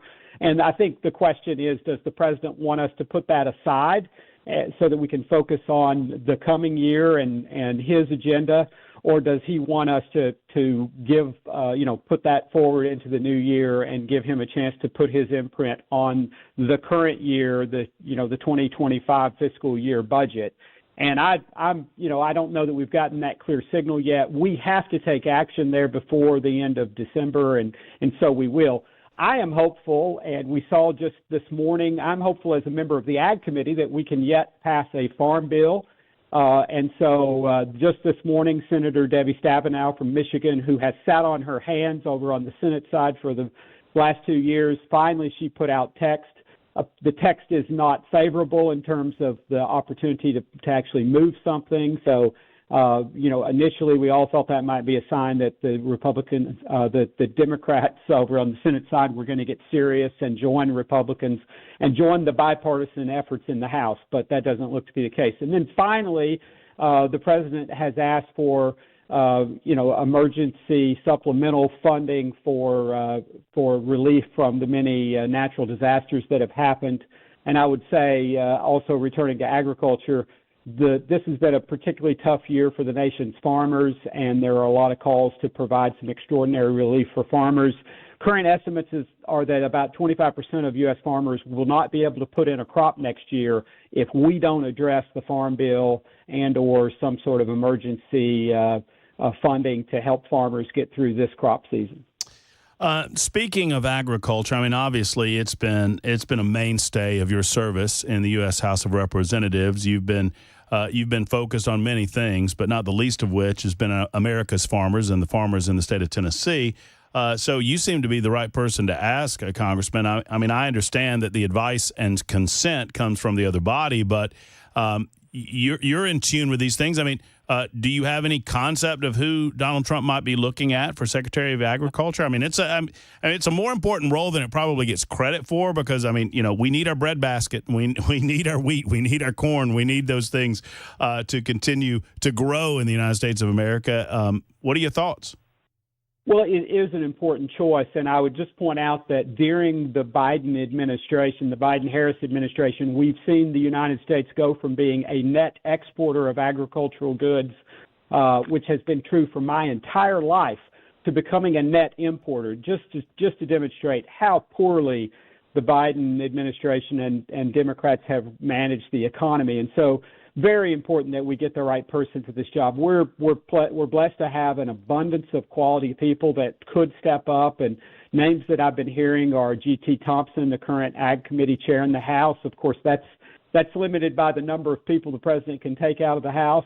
The current Farm Bureau president, Zippy Duvall, his name has been mentioned. One name that I think would be excellent is a Tennessean, a native son of Tennessean, and that's Stephen Vaden from over in Obion County, who was the general counsel for USDA during the previous Trump administration. Stephen is crackerjack smart, currently serves with a life appointment to the United States Court of International Trade, but he would be a fantastic choice for the following reason. Besides just being well qualified, he knows how to use all the levers at the Department of Agriculture to get the work done quickly. And that's going to be a theme of I think the Trump administration. Trump 47 is trying to pick people who know how to get things done quickly. Is there a concern? I mean, you bring this up regarding the House of Representatives. Is there any conversation, or is there any concern, Congressman Rose, about picking too many? I mean, the margin, last I saw, Republicans have 218, and maybe that's changed since the last time I looked. But, I mean, 218 is the number that you have to have a majority. What are your concerns, if any, about picking too many members from the House to be serving the cabinet and therefore skewing the numbers in that body? Well, it's a very real concern, and obviously with Gates, being out, and also, we lost. There was another from Florida, right? Our conference chair has been, Elise Stefanik, has been taken. So I think that's where we are right now. Is we've had 2 House members called on, and so if we win the other races where Republicans are currently leading, and that's another question about election integrity and why it takes so long to count the votes in some of these states. But we could lose 3, still hold the majority. Actually, maybe another person or 2, just because the other side doesn't pick those up, if you follow what I'm saying. We just lose numbers. They don't gain numbers. So I think we'll be okay. We just need to make sure that those special elections get called and we get replacements on the way. So I think we're still okay for now. And so I think the president you could see him pick another member of the House or 2, and that would be okay. But it does become an issue just because there are always absences and unexpected events that occur, and we don't want to have that be a question, as it was for about 2 months earlier this year when we literally had a 1-seat majority. That 1 seat, importantly, being one that we gained in Tennessee back in the 2022 elections. And so, it is something to keep an eye on. You know, much was made, Congressman, of the ability for one member of the House of Representatives to vote to vacate the chair. It was a concession that was made because of the razor-thin majority and because of the need to have a Republican Speaker of the House, obviously. Do you feel like we perhaps will get away from that? I mean, I think the American people want an ability for a minority of individuals within the Republican caucus to be able to have a voice, to make sure that they have a seat at the table always. But is the one vote just too little in order to be able to properly function with the majority that we currently have as Republicans? I think it is. I don't favor that. In fact, I would go a step further and say, Congress, and I learned this early in my days here, it's a team sport. It needs to be played like a team sport. There's certainly individual responsibilities that each of us have to represent our constituents. But, if we're going to hold together the team and work as a team to control the House, we need to stay on the same page. And so, that means that there needs to be some some deference to the majority of the majority to make those decisions. And when an individual goes off the track, that hurts our ability to get the job done that the American people sent us there to do. What is the when the 119th does reconvene, and I know you've got the business of the 118th right now, but when that does happen and you see a Republican majority in the Senate, you see a new president in the White House, and it's a much appreciated return, what do you think? What's John Rose's priority number one in terms of congressional action?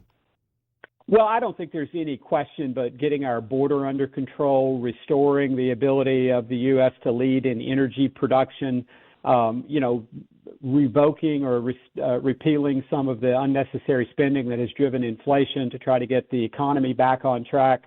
And then, supporting our armed forces and clarity with respect to our mission overseas. I think these are all important things. Opening markets for farmers will be important. Getting a farm bill passed if that hasn't already happened. But I think those first objectives are going to be things that we already did in the 118th Congress, but unfortunately Chuck Schumer and the Democrats over on the Senate side just sat on their hands for the last 2 years and didn't take up any of that important legislation. And the American people are frustrated by that, and that's why, in my view, they gave us such a resounding victory and have given us unified government, is because I think the American people understand that if we're going to get things done, then they've got to give us the tools with which to do that. And they have, and so now we need to use those tools. Finally, John, before I let you go, it was a delight to see you on the leg of the bus tour that they allowed me to be on. I know Cameron Sexton had a bus moving around, and a lot of the elected officials were on the bus, off the bus. And I noticed that you seem to be having a blast. I mean, you seem to enjoy not just in the 6th Congressional District, but around other places in the state of Tennessee, getting to know those folks. I mean, it seemed to be a lot of fun. What was your favorite part of that bus tour? You seem to be having a good time, John. Well, I have said this more than once. It's the funnest 2 weeks I've had as a politician.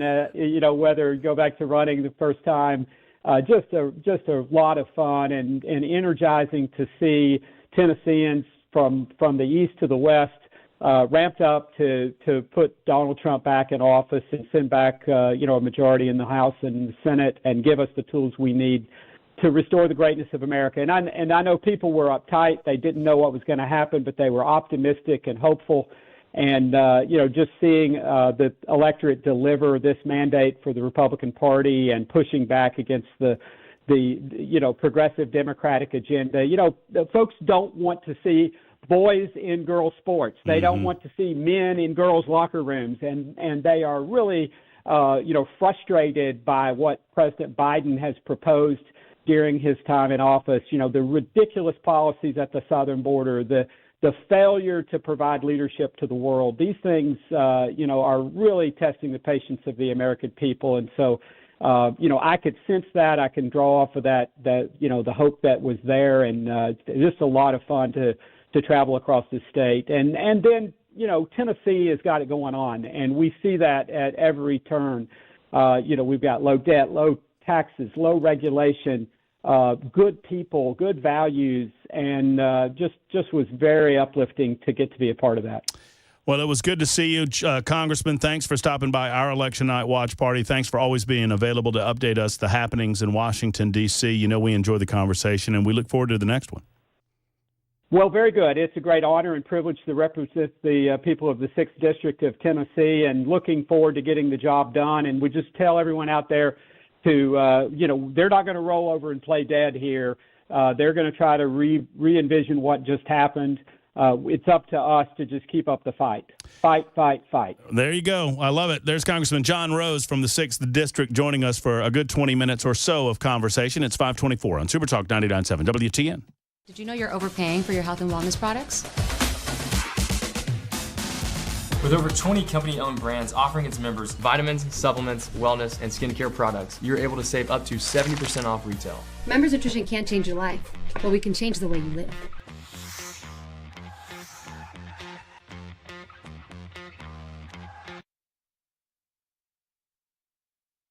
The guaranteed offer is the easiest way to sell your home.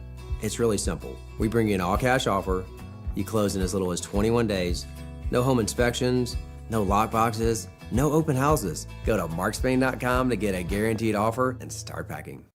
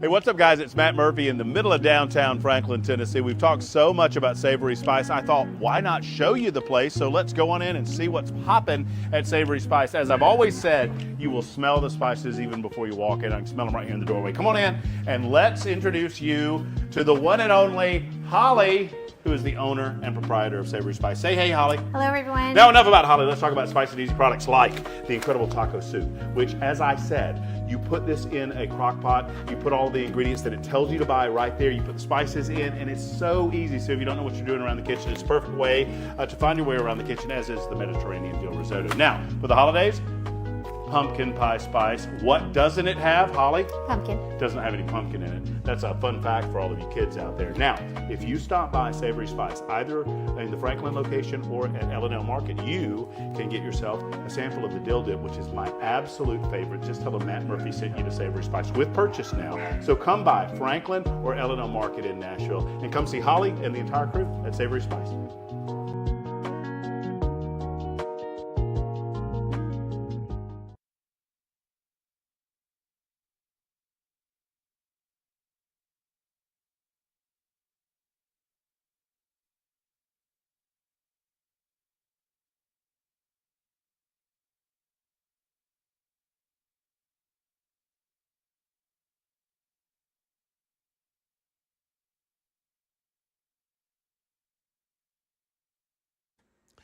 The White House now asking for billions to prop up disaster relief funding and a proposal for free meals for Tennessee students. We'll have those stories for you at 5:30 on Super Talk 99.7 WTN. Thank you much, Mr. Jay Harper. That's coming up in just a moment or two.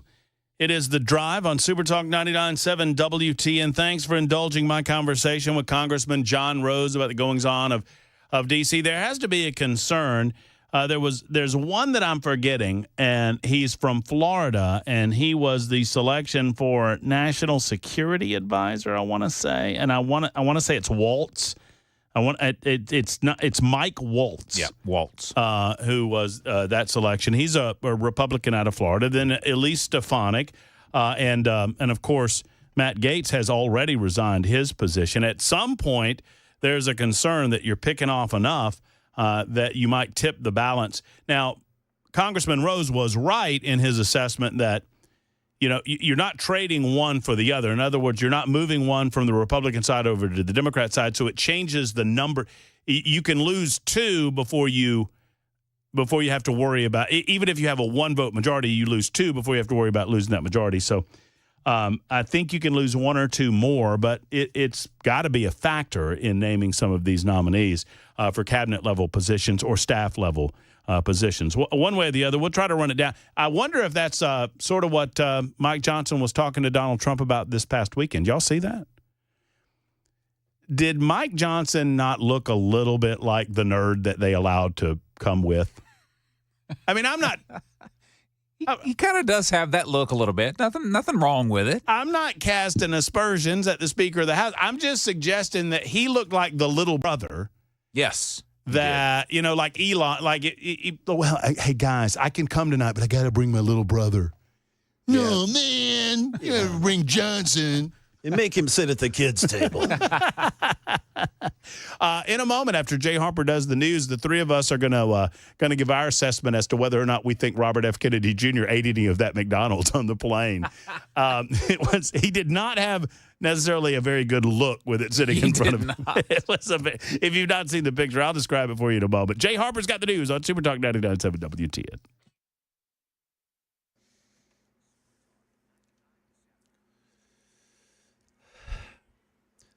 Good afternoon. It's 5:31. I'm Jay Harper with your top stories. We'll have your weather forecast and another traffic report here momentarily. The White House requesting Congress approve roughly $100 billion with a B, $100 billion in supplemental emergency disaster relief funding. This will go to support people across the Southeast in the wake of those 2 hurricanes, Helene and Milton, as well as other communities with unmet recovery needs that have occurred over the past 2 years. $40 billion would go to FEMA's Disaster Relief Fund. Here's ABC's Karen Travers. She has the latest from the House Speaker, the gentleman we were just referencing, Mike Johnson. We've got his reaction to all this. House Speaker Mike Johnson said Monday he's evaluating the request from the White House for $100 billion in disaster relief. But the Louisiana Republican expressed support for hurricane victims, pledging to deliver aid. Johnson said coming from a hurricane state, he knows how important it is to get recovery aid to those who need it. But he said there is a, quote, deliberate process that lawmakers will go through, and they'll start that in earnest. A Tennessee lawmaker is proposing legislation that would provide free school breakfast and lunch to Tennessee students. Representative John Ray Clemens, he's a Nashville Democrat. He has sponsored that bill, and under the bill, the state would reimburse each local education agency for the cost of providing a free breakfast and lunch to each student after all federal funds available through the National School Lunch Program have been used up. If passed, the bill would go into effect next year on July 1st and then be applied to the 25-26 school year and every year after that. And finally, singer-songwriter Jamie Johnson, he was arrested in Williamson County over the weekend. Johnson was charged, according to authorities, with possession of drugs and speeding. That is according, however, to the Mobile Patrol app. The district attorney's office that oversees Williamson County, he did confirm the arrest, but would not confirm what the exact charges are. The bond for Mr. Johnson set at $500,000. That is the latest news. Traffic and weather are next. I'm Jay Harper, WTN News.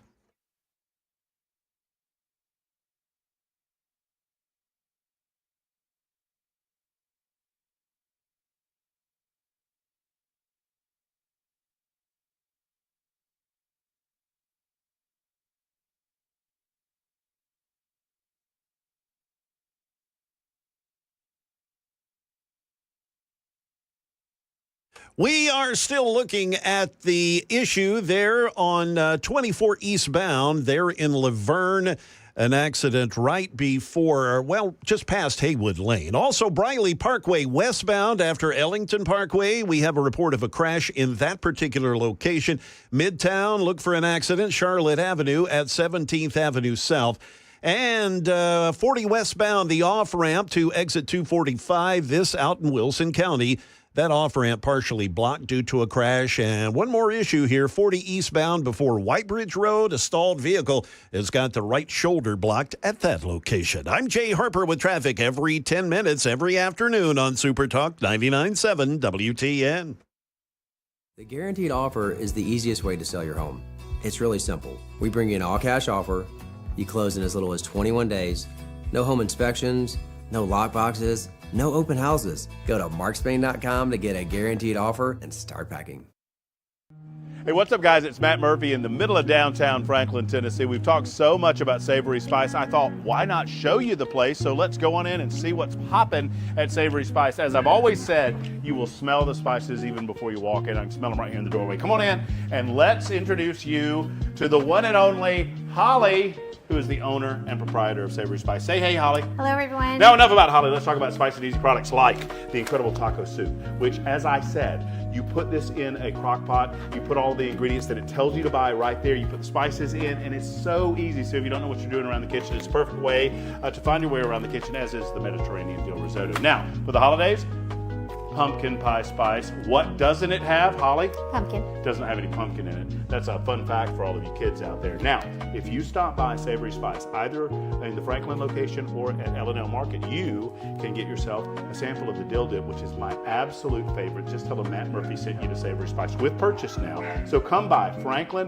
or L&L Market in Nashville and come see Holly and the entire crew at Savory Spice.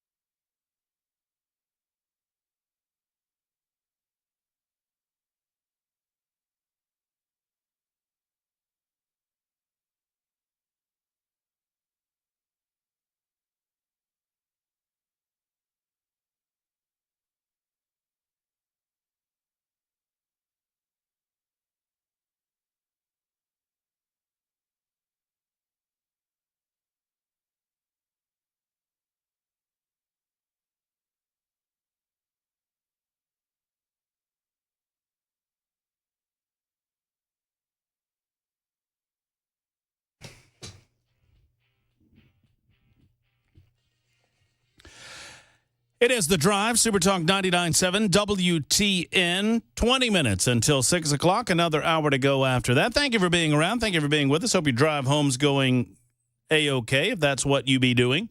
Maybe you're already there in your place of business. Regardless of whether you are listening, wherever you might be listening, we certainly thank you for that on Super Talk 99.7 WTN. My name is Matt Murphy. Brian back tomorrow for Wednesday, and Thursday's broadcast. Then I'll be back here on Friday. Normally, you can hear me from noon until 3. For those of you driving home and perhaps you're busy throughout the course of the day, I'm normally on from noon until 3 on Super Talk 99.7 WTN. And thank you, while I have the opportunity, thank you to Chad Benson for filling in for me capably from noon to 3 today and on these days that I'm in during the drive. I've got a question about LPRs in Nashville. I'm going to hold off on that for just a moment. Donald Trump at UFC 309. I've never, Harper, any chance either of you are UFC fans? I'm not. No. No, I am not either. I just never could. I never could do it, and I never could get it. It just doesn't look. I suppose I understand the. I mean, it's a competition. It's a, I don't understand the appeal of watching two guys or in this two girls or whoever it might be just beating hell out of one another. I've watched clips and I get worked up watching them when I see someone pounding on someone else or either receiving a beating, and then I have a physical reaction to it, like I want to get involved. I want to stop the person from beating the other person up or something. It's the kicking that has always kind of bothered me. And, I grew up in the era, as a kid of the golden age of boxing, Frazier, Ken Norton, Ali, et cetera. Yeah. And the whole kicking thing, just, it bothers me. Yeah, I mean, it's different. The grappling, like let's get them on the ground and put them in a hold. And you reminded me, Weber, of the one time that I remember literally turning it off. I had it on, and there was a grappler. Mm-hmm. And these grapplers, for those who don't know, are they get people on the ground and in submission holds. Yeah.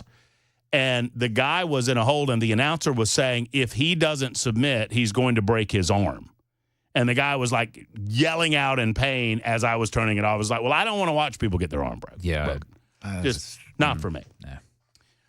Well, Donald Trump seemed to enjoy it over the weekend. Donald Trump, Elon Musk, RFK, Vivek Ramaswamy, Kid Rock, Tulsi Gabbard, and Speaker Mike Johnson. One of these things is not like the other. One of these things, it doesn't belong. Not Tulsi. It's not Tulsi. Tulsi belongs. We're at the UFC 309 where there was dancing and whoever won the championship, I don't know, Jones was his name. He gave the belt to Donald Trump, and Donald Trump looked legit delighted to receive it. So good. I mean, good for them. I mean, apparently it's a raucous crowd in Madison Square Garden, and all of them loved them some Donald Trump. So, yeah, I mean, good for him. Now, did anybody watch Friday night's festivities? I tried to. I watched a lot of a frozen image with a circle in the middle of it. A little bum. I had to go to the laptop. It got so bad to where it would be like 45 seconds of watching, and then it would freeze, and I would go back and then back in. And I'd just have to keep doing that, back in, back out, back in. Jay, did you even give it a shot? No, I was actually coming back from doing a basketball game. So, no, I did not see it. It was, I remembered, I had that type of reaction watching this fight because I eventually reverted from the television to the laptop, and it seemed to hold the signal on the laptop better than it was holding it on the computer because I was having the same. It did get better once the main event started. I didn't have the issues then. Apparently people got fired. Do you see that? They should have. Well, they should have. I mean, this is the biggest moment. Yep. Look, my joke was, and I was pretty proud of this. It was a proud tweet moment for me. You do those tweets and you send them and you're like, that's a good one. I was like, was Netflix planning on sending me this fight in the mail with a return envelope? Yeah, you'll get it in a couple business days, and then just get it back to them so the next guy can rent it. I mean, and for you younger folks in the listening audience, that's how Netflix used to do their business. Used to be a DVD. It was a big deal. My father-in-law, way back in the day, bought himself a CD burner because he was so proud of himself. He's gaming the system. Yeah. He would get those things he wouldn't even watch them. He would just burn the CDs and then send them right back. And he was just rolling and going, baby. And he was selling them for a couple bucks each, wasn't he? He wasn't even selling them. He had like 4 big stacks of those CD folders. Yeah. full of DVDs, and I don't think he's didn't even watch the movies. I don't think he's watched the movies. Oh, he'll get around to them. One of these days. I'm going to read those books before you know it. But I remember watching boxing with my grandpa, and part of the reason this worked was because of nostalgia. People of a certain age, my age, who remembered Iron Mike Tyson back in the mid to late 1980s, and he was, in fact, the baddest man on the planet. But Father Time is obviously undefeated, and regardless of what you think about Jake Paul, I mean, he whooped up on Mike Tyson. And it was pretty obvious in the middle rounds. And I say this, I don't know a lot about Jake Paul. I don't like or dislike him. He's some sort of influencer, whatever. But I'm not an expert on boxing, but it was pretty obvious that Jake Paul didn't want to embarrass Mike Tyson. Either that or it's all set up, and I don't know. Well, he commented afterwards that he detected exactly what you were saying, Matt, and didn't want to hurt him. He held back. Yeah. Tyson was very flat-footed for basically the entire fight. Without take the first round out, he looked fairly normal in the first round. Mm-hmm. The rest of it, he was just flat-footed. It just looked odd. And if you didn't know that, Roy Jones Jr. was going to tell you that he didn't like his legs. I don't like Mike's legs. I don't like those legs. Look at his legs. I don't like his legs. Look at his legs.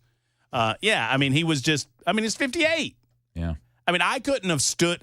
I don't know that I would have lasted just standing, moving around in the ring for 2 minutes at a clip for 8 rounds. Yeah, I might get through about 2 or 3 rounds just standing there, kind of bouncing. But then I'd be tired, so yeah. But I've never recalled feeling that way watching a boxing match where I felt like somebody was beating up on Grandpa. To me, what I took away from it is that if Jake Paul were a good boxer that was 27 years old, he would have destroyed Mike Tyson that night. Yes. That being said, if 27-year-old Jake Paul fought 27-year-old Mike Tyson would have destroyed Jake Paul. Yes. Yes, I mean, all things even. Yeah, I mean, the 31-year age difference matters Yeah. at some stage. And if Jake Paul, Mike Tyson could still destroy an average 27-year-old, but a person that has dedicated himself over the last year and a half or whatever to boxing, who has a modicum of skills, that age difference is just going to make all of the difference. 8246 says, it was a scam, Matt, with like 14 exclamation points. Yeah, I'm kind of leaning that way, too. I mean, a scam in what way? That it was just a money grab. It was a total scripted fight. The outcome was what they wanted it to be. Yeah, I'm going to choose to not believe that. I guess that could be true. I didn't want to. I didn't think Tyson would do that to boxing just because I thought, that's kind of a holy grail type thing for him. It's boxing. It's his religion. But, yeah, it looked like he was pulling punches at times. I don't know that I believe that they set up the outcome. But I do believe, if I believe that there was any sort of prearranged thing, I believe that Jake Paul assured Mike Tyson that he would not embarrass him, that he would not. That felt pretty obvious in the 5th and 6th and 7th rounds, where I felt like Mike Tyson was tired and was just willing just to stand there and circle around the ring, and Jake Paul was like, okay, we can do that. Yeah, that's fine. They just danced. That's fine. But maybe one way or the other, $20 million to withstand 16 minutes of relative punishment. That's pretty good for Mike. Not a bad payday. I think Jake Paul got 40. I think it was either a 40. One way or the other, they didn't get a dime out of me because I already have Netflix, so they're already getting paid from me. How many new subscribers do they get, I wonder? I don't know. How many? There were 60 million people attempting to watch. Yeah. Wow.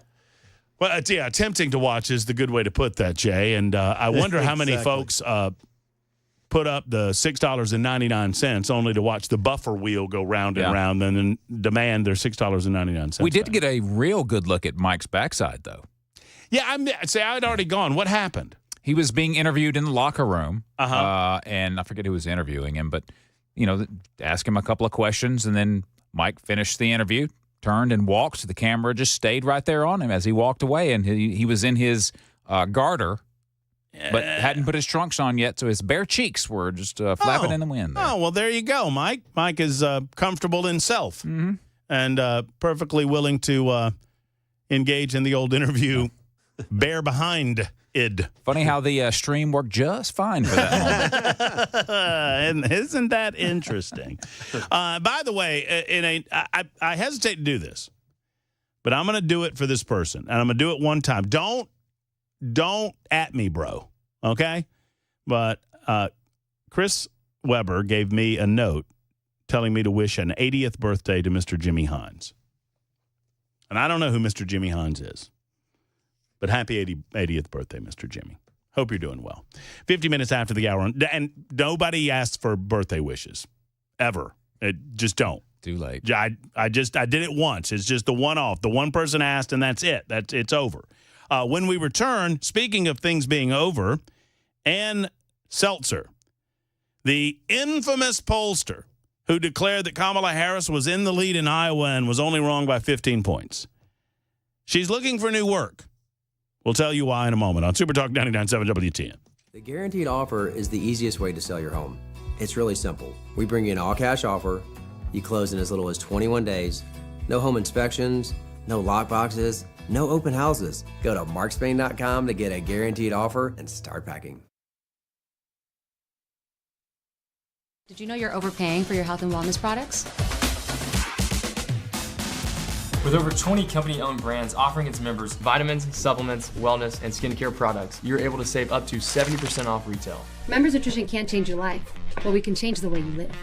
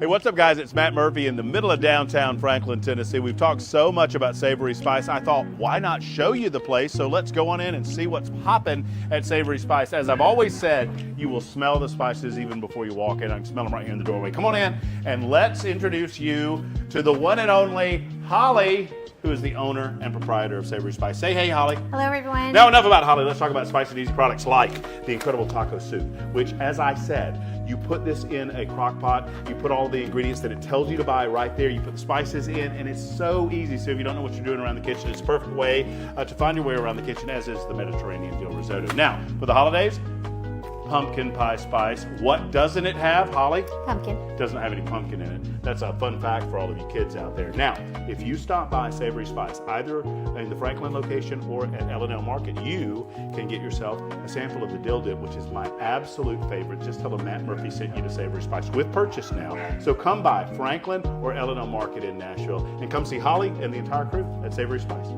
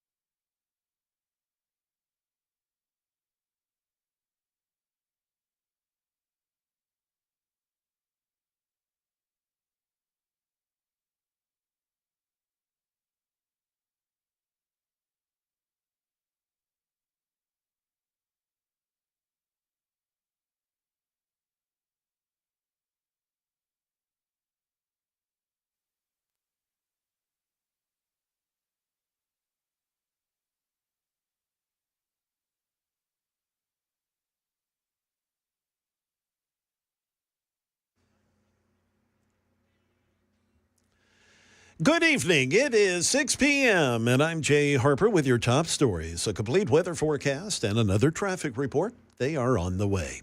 Donald Trump today announcing he is nominating former Wisconsin Congressman and Fox Business host Sean Duffy to serve as the Secretary of Transportation. Here's ABC's Selena Wang. Donald Trump making that announcement about his transportation secretary on Truth Social. This is former Congressman Sean Duffy from Wisconsin.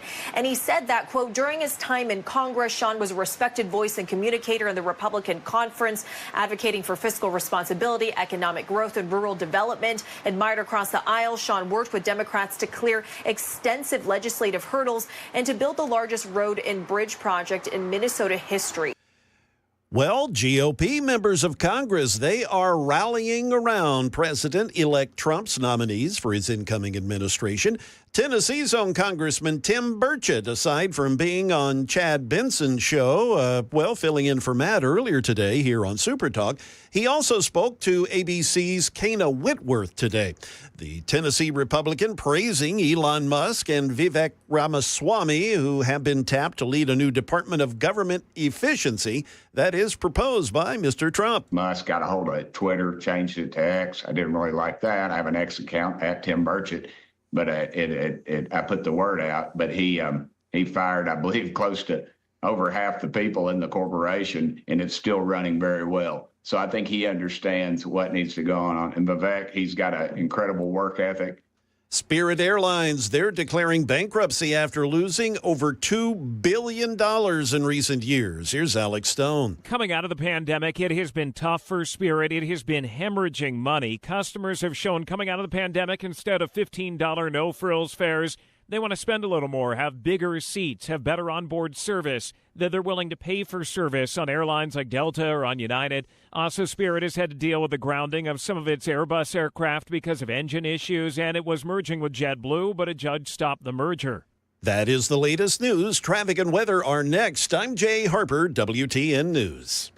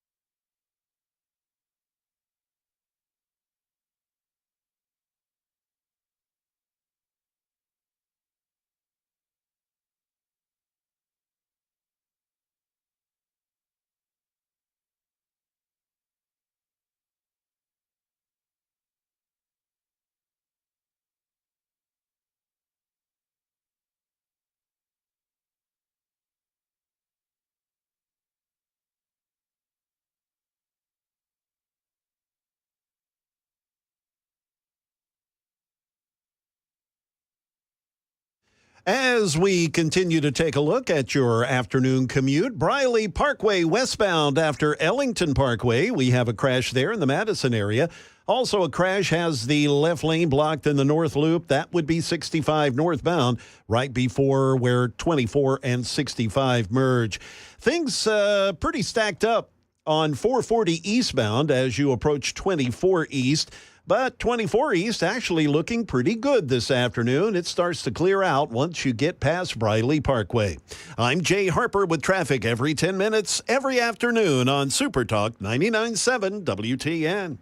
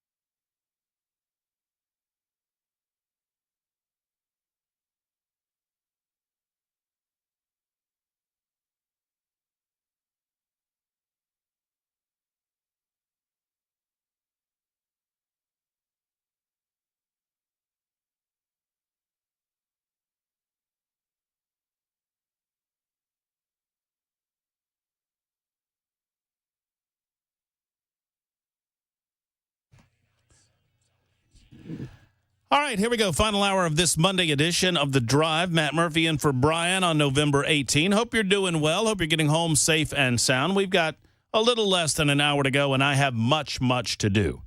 I apologize. I have not gotten to the Morning Joe story quite yet. I will get to it, I promise. We will also get to the question that I posed about an hour or so ago. Why in the world is there a holdup with license plate readers in the city of Nashville? One is beginning to wonder whether or not Freddie O'Connell, the Nashville mayor, truly does value public safety in the manner that he claims that he does. I mean, I can't think of any other reason why we would hold it up other than you're worried about your constituents' what? I mean, genuinely, I am flummoxed as to why, after the city council saw fit to approve it, why Freddie O'Connell has not implemented it. More on that coming up in just a couple of minutes. You can always get involved in the show. 615-737-9986, 615-737-9986. Those are our telephone numbers. You can also hit us up on the Super Text line, and it's at the same number, 615-737-9986. 8715 says, bro, you know, there's no better way to start a conversation that you expect to be a positive one than with bro. I mean, it truly is a signal that you are invested and interested in having a productive dialogue with the individual that you don't know on the other end of the phone that you are communicating with. When you start with bro, it tells me that you're a serious-minded person and that you truly are invested in solving problems for your individual community. Anyway, 8715 says, bro, you don't even live in Nashville. Well, I work in Nashville. Does that count for anything, bro?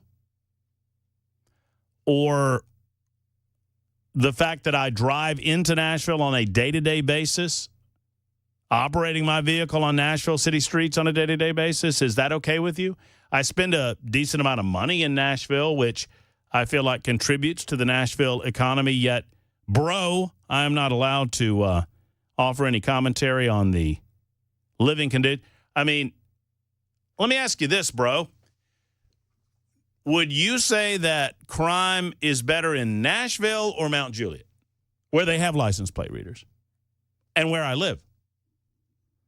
Because I would recommend to you that if you look at some of the crime solving that happens out in Mount Juliet, they're solving a hell of a lot of crimes that are coming out of Donaldson, out of Hermitage, out of Antioch, and out of downtown Nashville.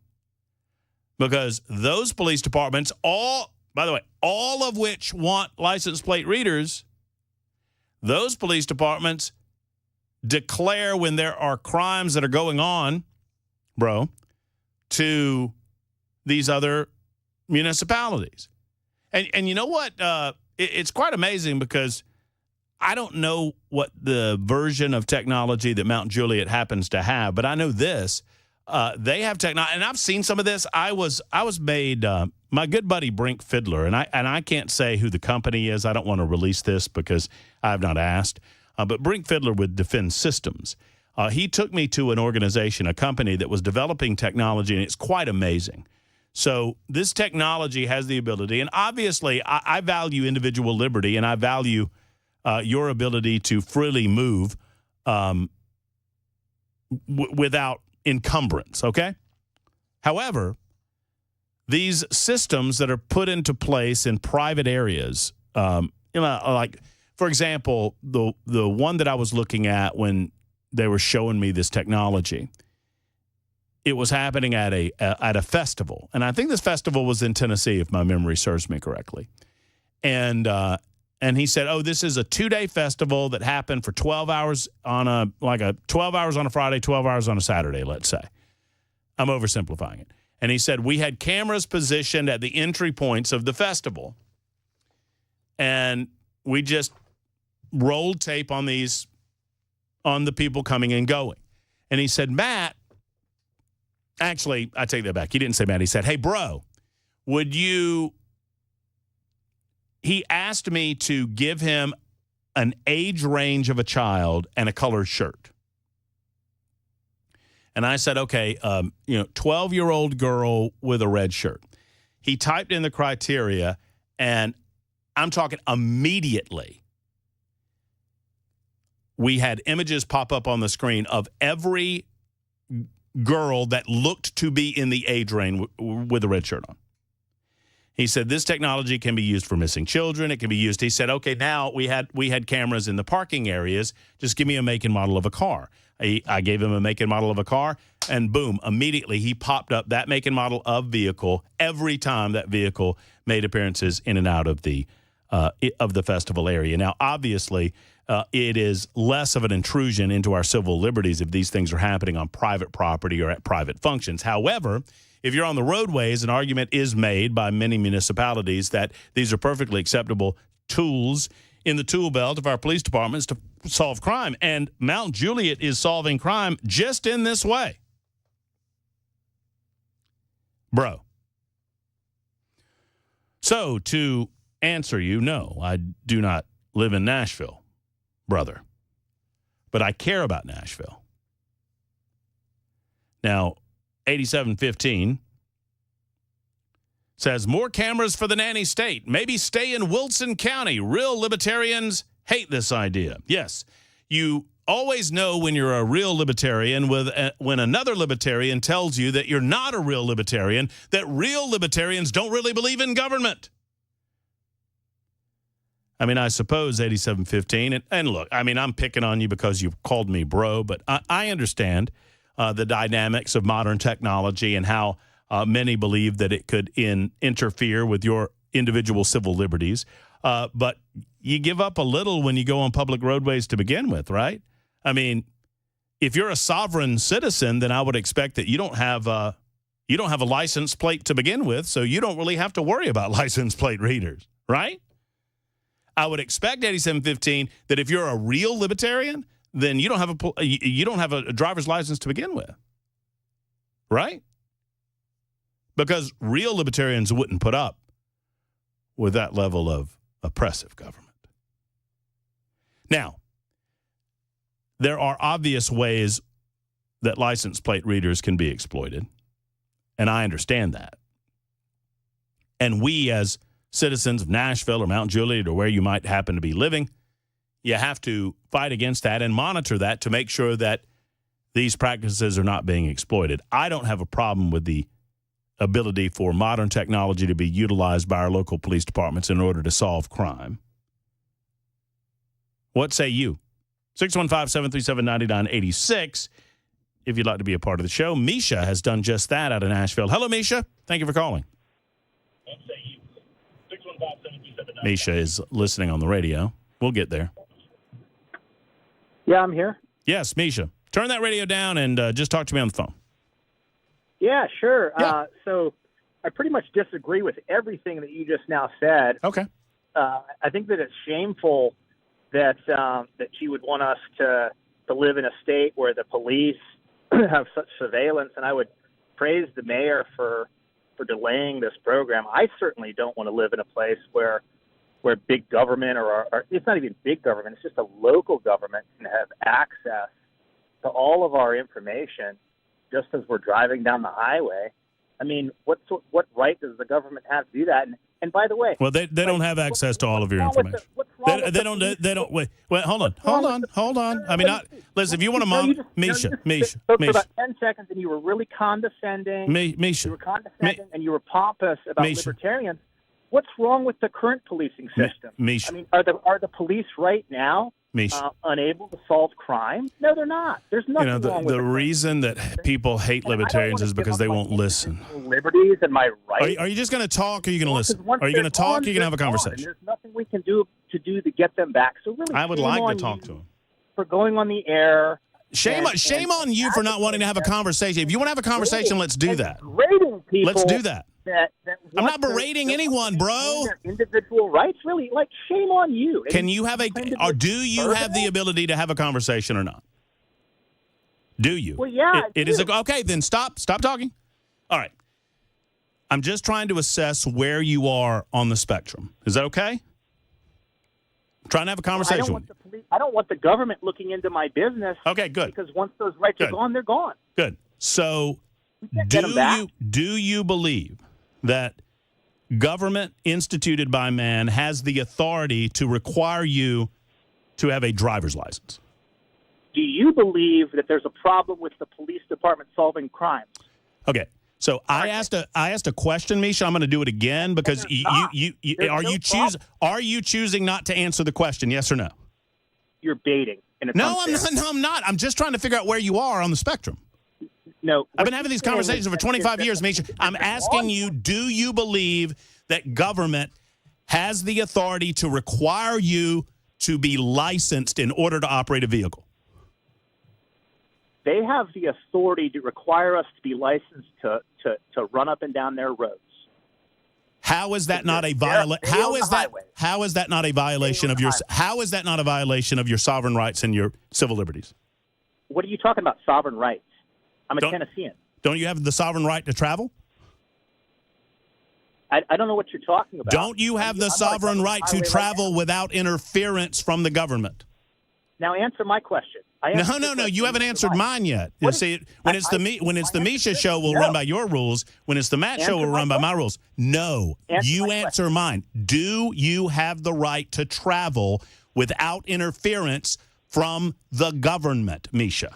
Yeah, pursuant to the Fourth Amendment, I do. Right. So then why do you believe you must be forced to have a driver's license if you have that right to travel? How does that make sense? What a ridiculous question. So now let me ask you a question. And wait a minute, that's a ridiculous. Is it a ridiculous question then to hold on? No, you're speaking over me. Now I answered your question. Now you answer mine. Okay. Do you believe the police department is currently incompetent for solving crimes? Incompetent? No. Yeah. Okay. Well, why do they need this extra technology? Why don't you go read 1984 and also Brave New World? This is ridiculous that you're on the air. I've read both of those. I like Huxley a lot. I like Orwell a lot. I hope that you did as well. Misha, do you believe? Hold on. So are you against radar detection? The police department's doing just fine. Are you against Misha? I'm just trying to have a conversation. You're trying to have an argument. I'm asking you. Are you against radar detection? Radar detection? Yeah, to catch speeders. Well, gosh, no, I don't think I'm against radar detection. I'm against mass surveillance of all Nashvillians and Tennesseans. Right. So you believe that we have an expectation of privacy on public roadways? I think we have an expectation of privacy no matter where we are. So you believe there's an expectation of privacy in other private businesses? I don't believe in the state monitoring every single move that private citizens make. Mm-hmm. And on public roads where there's an expectation empowered by the people who elect these officials that we have individuals that are guaranteeing or at least employing services to provide public safety. So you don't believe that we should provide them with the tools that ensures that public safety. Public safety. They have all the tools they need to solve crime. So you're thinking Nashville's doing a good job solving crime right now? Yeah, I am. I think that police are great. So you think They're crime doing in a good job. crime in Nashville is going well? Well, it could always be better if we closed the border and quit the drugs from pouring in and the illegal immigrants. Oh, now you're really talking about violating civil liberties. What in the world right does the United States of America have to encumber our freedom of movement from our southern spaces, Misha? You see how foolish that sounds, bud? No, you do sound foolish. You do sound foolish. Well, this conversation's over. Shame on you. Misha, I'm happy to have a conversation with you at any point that you want to. See, and you hung up on me, pal. I didn't hang up on you.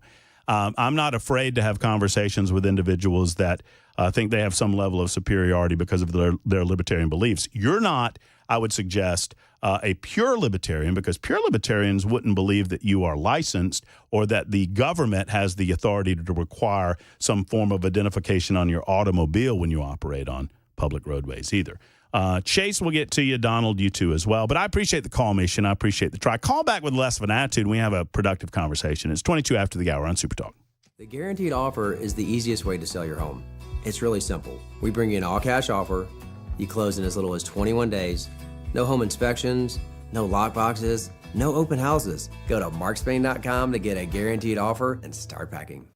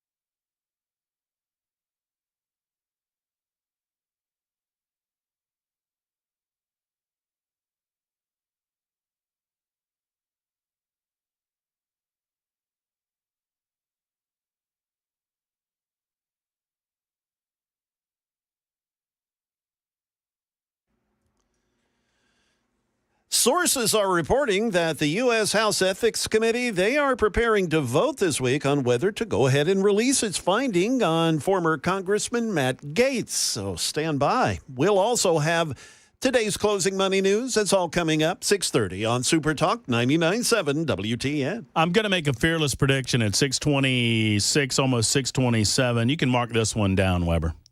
November 18th, 2024, episode 696, fearless prediction. Okay, got it. Hegseth will get confirmed. Gaetz will not. Got it. Fearless prediction. All right. That's just Noted. my take. I understand that was a little bit of an uncomfortable dynamic between Misha and myself, and I'm saddened that Misha didn't really want to have a good conversation there. But here's the deal, Misha. You and I probably agree on a lot more than we disagree on. My questions to you, and for those who don't understand what I was trying to do, I was trying to establish a baseline that most of us, not all of us, but most of us, Misha thought I was accusing him of being a sovereign citizen. That wasn't the case. Most of us agree that we empower through our constitutional republic that our governments, which are instituted by men, have certain levels of authority of surveillance and have the ability to require certain things of us in our civilized society so as to keep law and order, so as to insist on the rule of law instituted by man is followed for the most part, or there is a level of punishment as a result. And so most of us have agreed in our modern society that in order to operate on our roadways, for the purpose of ensuring the health and safety of others, that you be licensed, that you demonstrate that you have the ability to operate that motor vehicle. That's an expectation that most of us agree with. It is a further expectation that we license our automobiles for a similar purpose in as much as we want to make sure that that vehicle has the ability to operate on our roadways and that the individual associated with that vehicle is, duly licensed and whatnot. That's all I was trying to establish, Misha. I wasn't trying to trap you. Reasonable people can disagree on LPRs. So the next time you want to disagree with it, just be a little more reasonable, and I think we could have a much more productive conversation. Chase is next in Franklin. Hey, Chase. Hey, how's it going? Can you hear me? I can. Very well. Hey, the sovereign citizen thing did have me chuckling a little bit, I got to say. But I will say I think the deep conversation here is privacy versus security. I mean, whenever I hear about security cameras going up, it's, how much do you want the government seeing into your life and how much are you willing to allow that to protect you versus, them just gaining information and access to unwarranted things.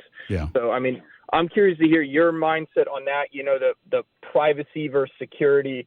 And I mean, cameras on the roadway, I mean, that doesn't bother me too much. I mean, especially if it's going to, do anything productive. But, it's when we start putting cameras on every corner, as you would see in Moscow or even nowadays London, where, there's zero privacy, all for the sake of security. And I'd argue that, neither of the cities I just mentioned are very secure. So, well, yeah, I mean, and I understand that for a long time I spent the bit on cameras because I understand the concerns that individuals have that these cameras will be used more broadly to surveil individuals. I've been satisfied with, for example, license plate readers, in as much as you already have license plates. So what is the difference between a license plate reader positioned at an intersection and a cop permanently positioned at the same intersection running plates? Yeah, well, there is none. There is none, right? So it's a technological advantage. So if you're doing it in the way that they are doing it, and look, we can argue that there are abuses within the system, and when those abuses happen, they need to be stamped out.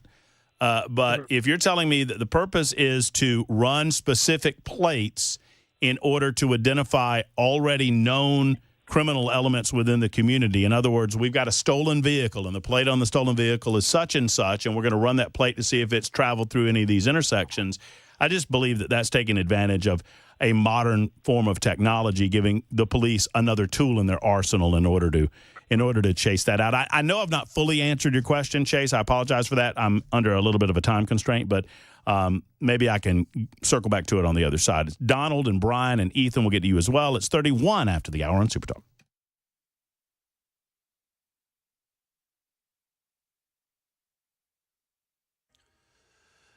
Good evening. It's 6:31. I'm Jay Harper with your top stories. A weather forecast and a traffic report are on the way. Sources telling ABC News the House Ethics Committee is preparing to vote later this week on whether or not to release findings from its investigation of former Florida Congressman Matt Gaetz on sex trafficking and drug allegations. Gaetz resigned last week after President-elect Donald Trump nominated him to be Attorney General. ABC's Juju Chang reports. A growing number of Republican senators say they need to see the House report as part of the confirmation process. The president-elect standing by Matt Gaetz. A spokesman for the transition saying Matt Gaetz will be the Attorney General. He's the right man for the job and will end the weaponization of our justice system. These are baseless allegations intended to derail the second Trump administration. Officers with the Metro Nashville Police Department, they're investigating a shooting at the Royal Range in Bellevue. That happened, a couple of hours ago, according to police. Police are reporting that one person was shot at this gun range sometime before 4 o'clock. Police are still on the scene, continuing to investigate. This is a developing story. No other details available at this time. And finally, closing money news on the day from Michelle Frenzen. A mixed market Monday after last week's sharp slide. The Dow finished down 55 points. The S&P 500 gained 23. The Nasdaq Composite gained 112 points. CVS Health stocks gained 6% after adding 4 new directors to its board. The expansion includes hedge fund owner Glenview Capital Management. Spirit Airlines said today it has filed for Chapter 11 bankruptcy protection. The airline has lost more than $2.5 billion since the pandemic travel slump and faces debt payments totaling more than $1 billion in the next 2 years. The airline said it expects to operate normally during the bankruptcy process. 2 weeks before Thanksgiving, and the nation's big food retailers are trying to lure back shoppers with deals on holiday meals. Walmart is offering turkey dinner for 8 for less than $55. Target's selling a $20 holiday feast for 4 people. That is the latest news. Traffic and weather, they are coming up. I'm Jay Harper, WTN News.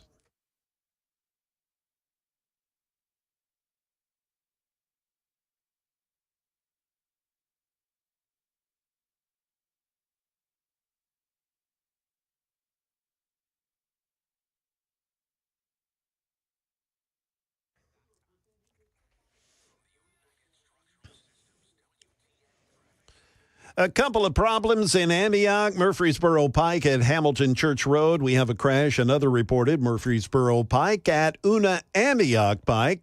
The Natchez Trace Parkway, the on-ramp from Highway 100, there's an accident there that has that on-ramp partially blocked. The interstate starting to clear out pretty well. We do have the backup still, though, on 440 eastbound as you approach 24 eastbound. I'm Jay Harper with traffic every 10 minutes, every morning and afternoon on Super Talk 99.7 WTN.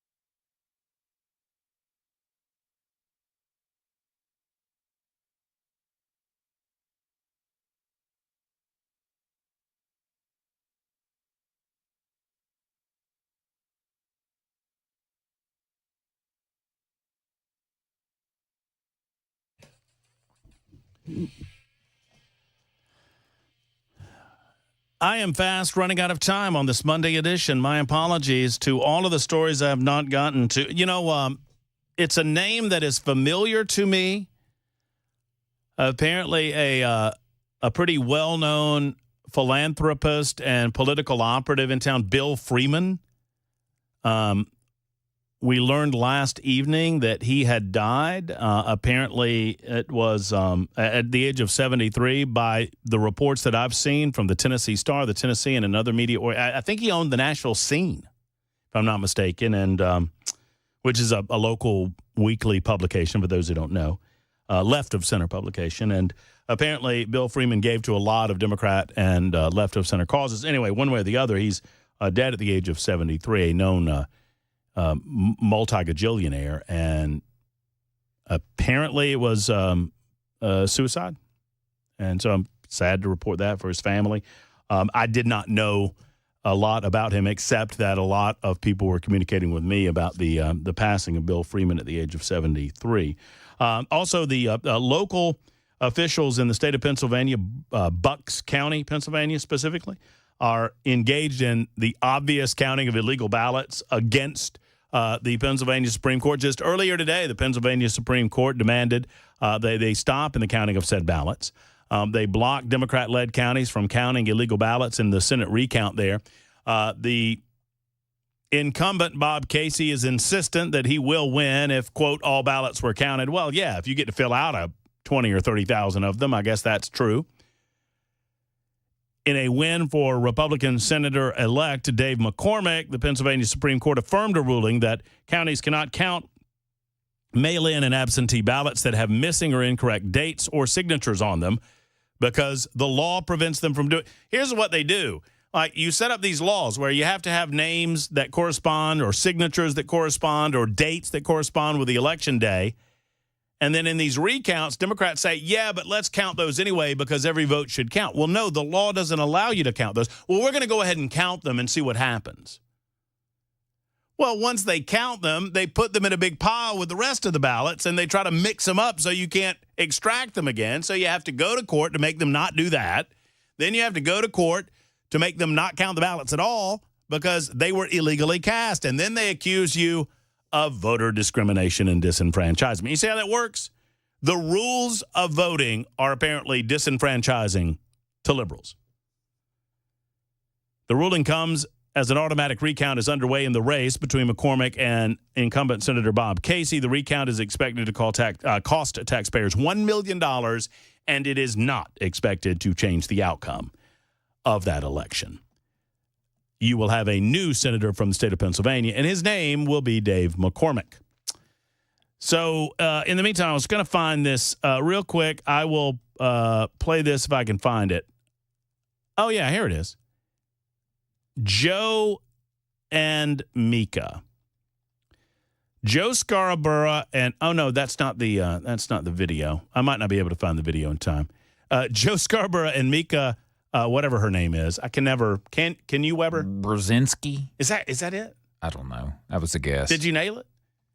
Anytime I have trouble on the regular show, anytime I have trouble, I just go to Grady from Sanford and Son and call him Googly Moogly. So Mika Googly Moogly and Joe Scarborough, married couple. They were not when they started their friendship on that show. Joe and Mika took a trip to Mar-a-Lago. They announced this morning that they did so in order to attempt to, quote, reconnect with Donald Trump, a.k.a. Hitler. So apparently the people spoke, and despite what Joe and Mika were spewing on MSNBC, the people decided to reelect a person that they have regularly characterized as Adolf Hitler. Well, they opened the show with Joe and Mika revealing that they had a Friday visit with now President-elect Donald Trump, explaining that they wanted to, quote, restart communications and that it was, quote, time for a new approach in covering the once and future commander-in-chief. They attempted to reset for the next 4 years of Trump's presidency,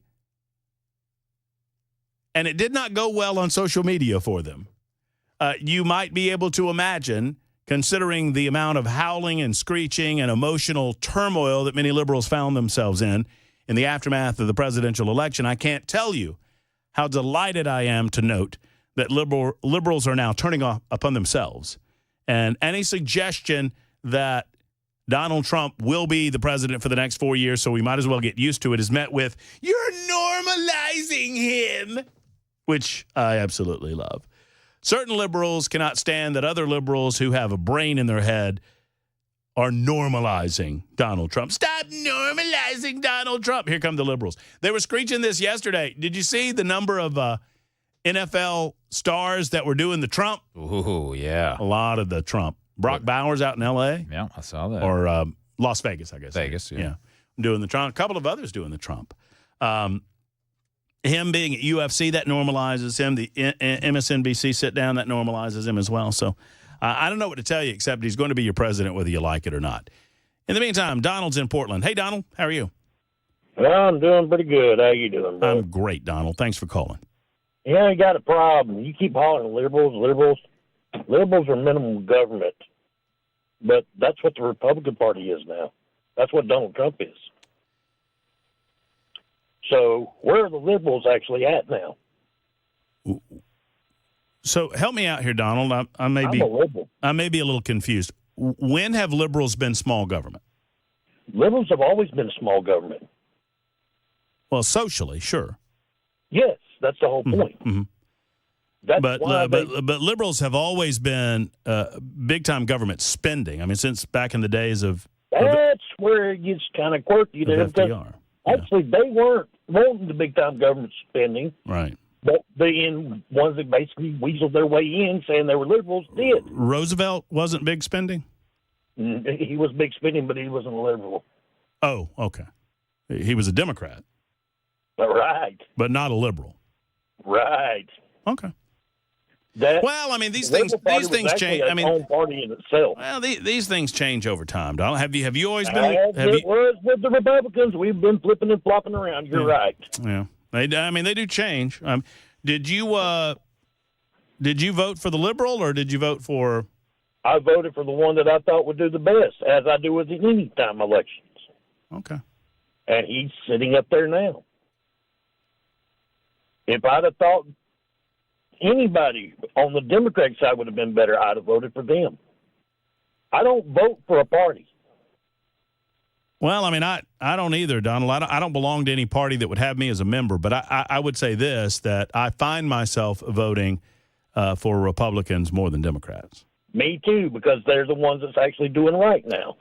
Well, I mean, they've become more libertarian over the years that I've been doing my radio show, but that's a different subject for a different day. Back in the day, they weren't. Yes. No, you're right. You're right. They've always been more concerned with social issues. Sure. Donald, thank you for the call and good one. I appreciate it. It's 48 after the hour. Thank all of you for calling us up. I think we're out of time on telephone calls, but I do appreciate each of you. We'll bring back up the license plate readers with Courtney Johnston. I'm in communication with Courtney. She's going to stop by at some point, and we'll kind of do a reset on license plate readers and their efficacy in communities that actually have them. It's 48 after the hour. Super Talk 99.7 WTN.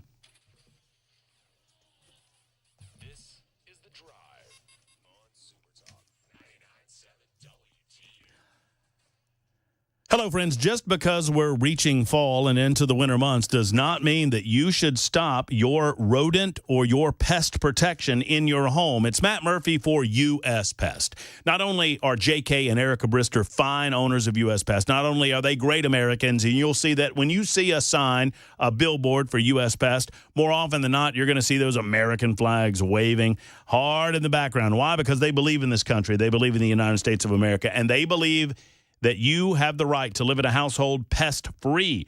Full-service pest control is available for you. Termite protection available as well as crawl space service. Spiders, stink bugs, silverfish, roaches, and much, much more. They're trying to live in your home during the wintertime months. There's a 100% money-back guarantee for all of these things. Plus, termites are a constant problem. It's time to get 100% money-back guarantee, termite protection, preventative and corrective services. Every home in Tennessee threatened. You need to get your home checked for termites. U.S. Pest can do just that. Go to uspest.com or call 590-1260. That's 590-1260. Tell them Matt Murphy sent you to our good friends at the one and only U.S. Pest. The guaranteed offer is the easiest way to sell your home. It's really simple. We bring you an all-cash offer. You close in as little as 21 days. No home inspections, no lock boxes, no open houses. Go to markspain.com to get a guaranteed offer and start packing. Did you know you're overpaying for your health and wellness products? With over 20 company-owned brands offering its members vitamins, supplements, wellness, and skincare products, you're able to save up to 70% off retail. Members Nutrition can't change your life, but we can change the way you live.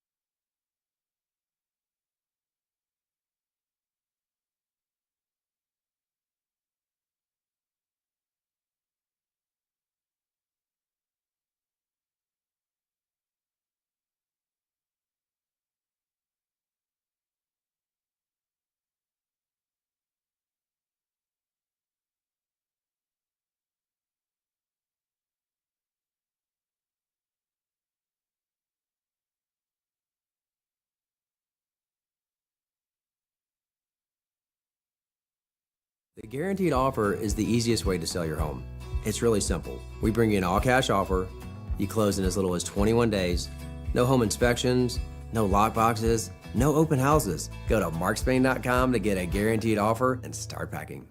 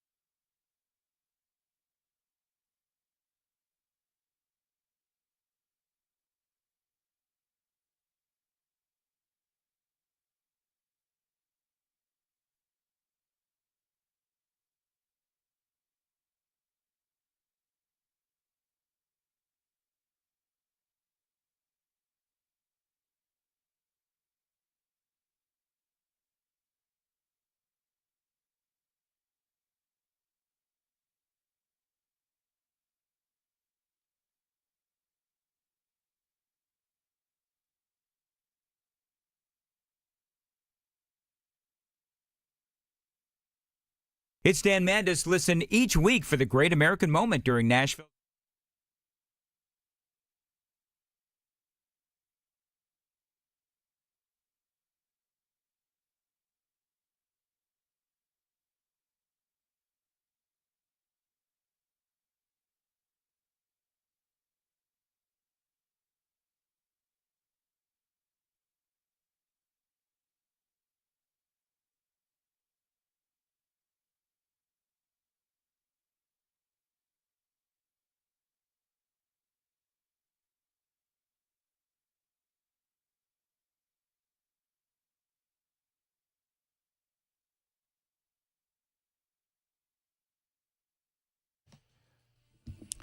Super Talk 99.7 WTN. A few more moments with you.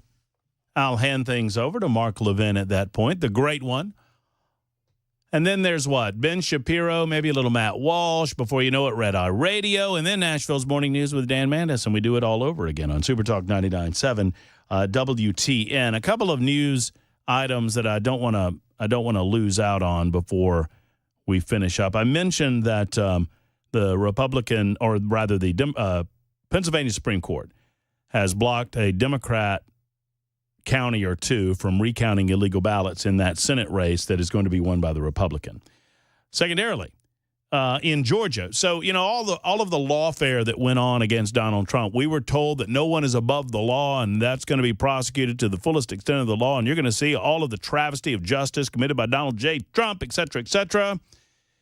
In the meantime, Jack Smith is winding his thing down. He's preparing to leave his specially appointed post, despite the fact that many argued that it was an illegally appointed post. Well, now a Georgia appeals court they've canceled oral arguments that were scheduled to happen next month on the appeal of a lower court ruling involving Fulton County District Attorney Fannie Willis, who wishes to continue prosecuting an election interference case against President-elect Donald Trump. Without comment, in a one-sentence order, they said the appeals court is hereby canceling the hearing until further order of the court.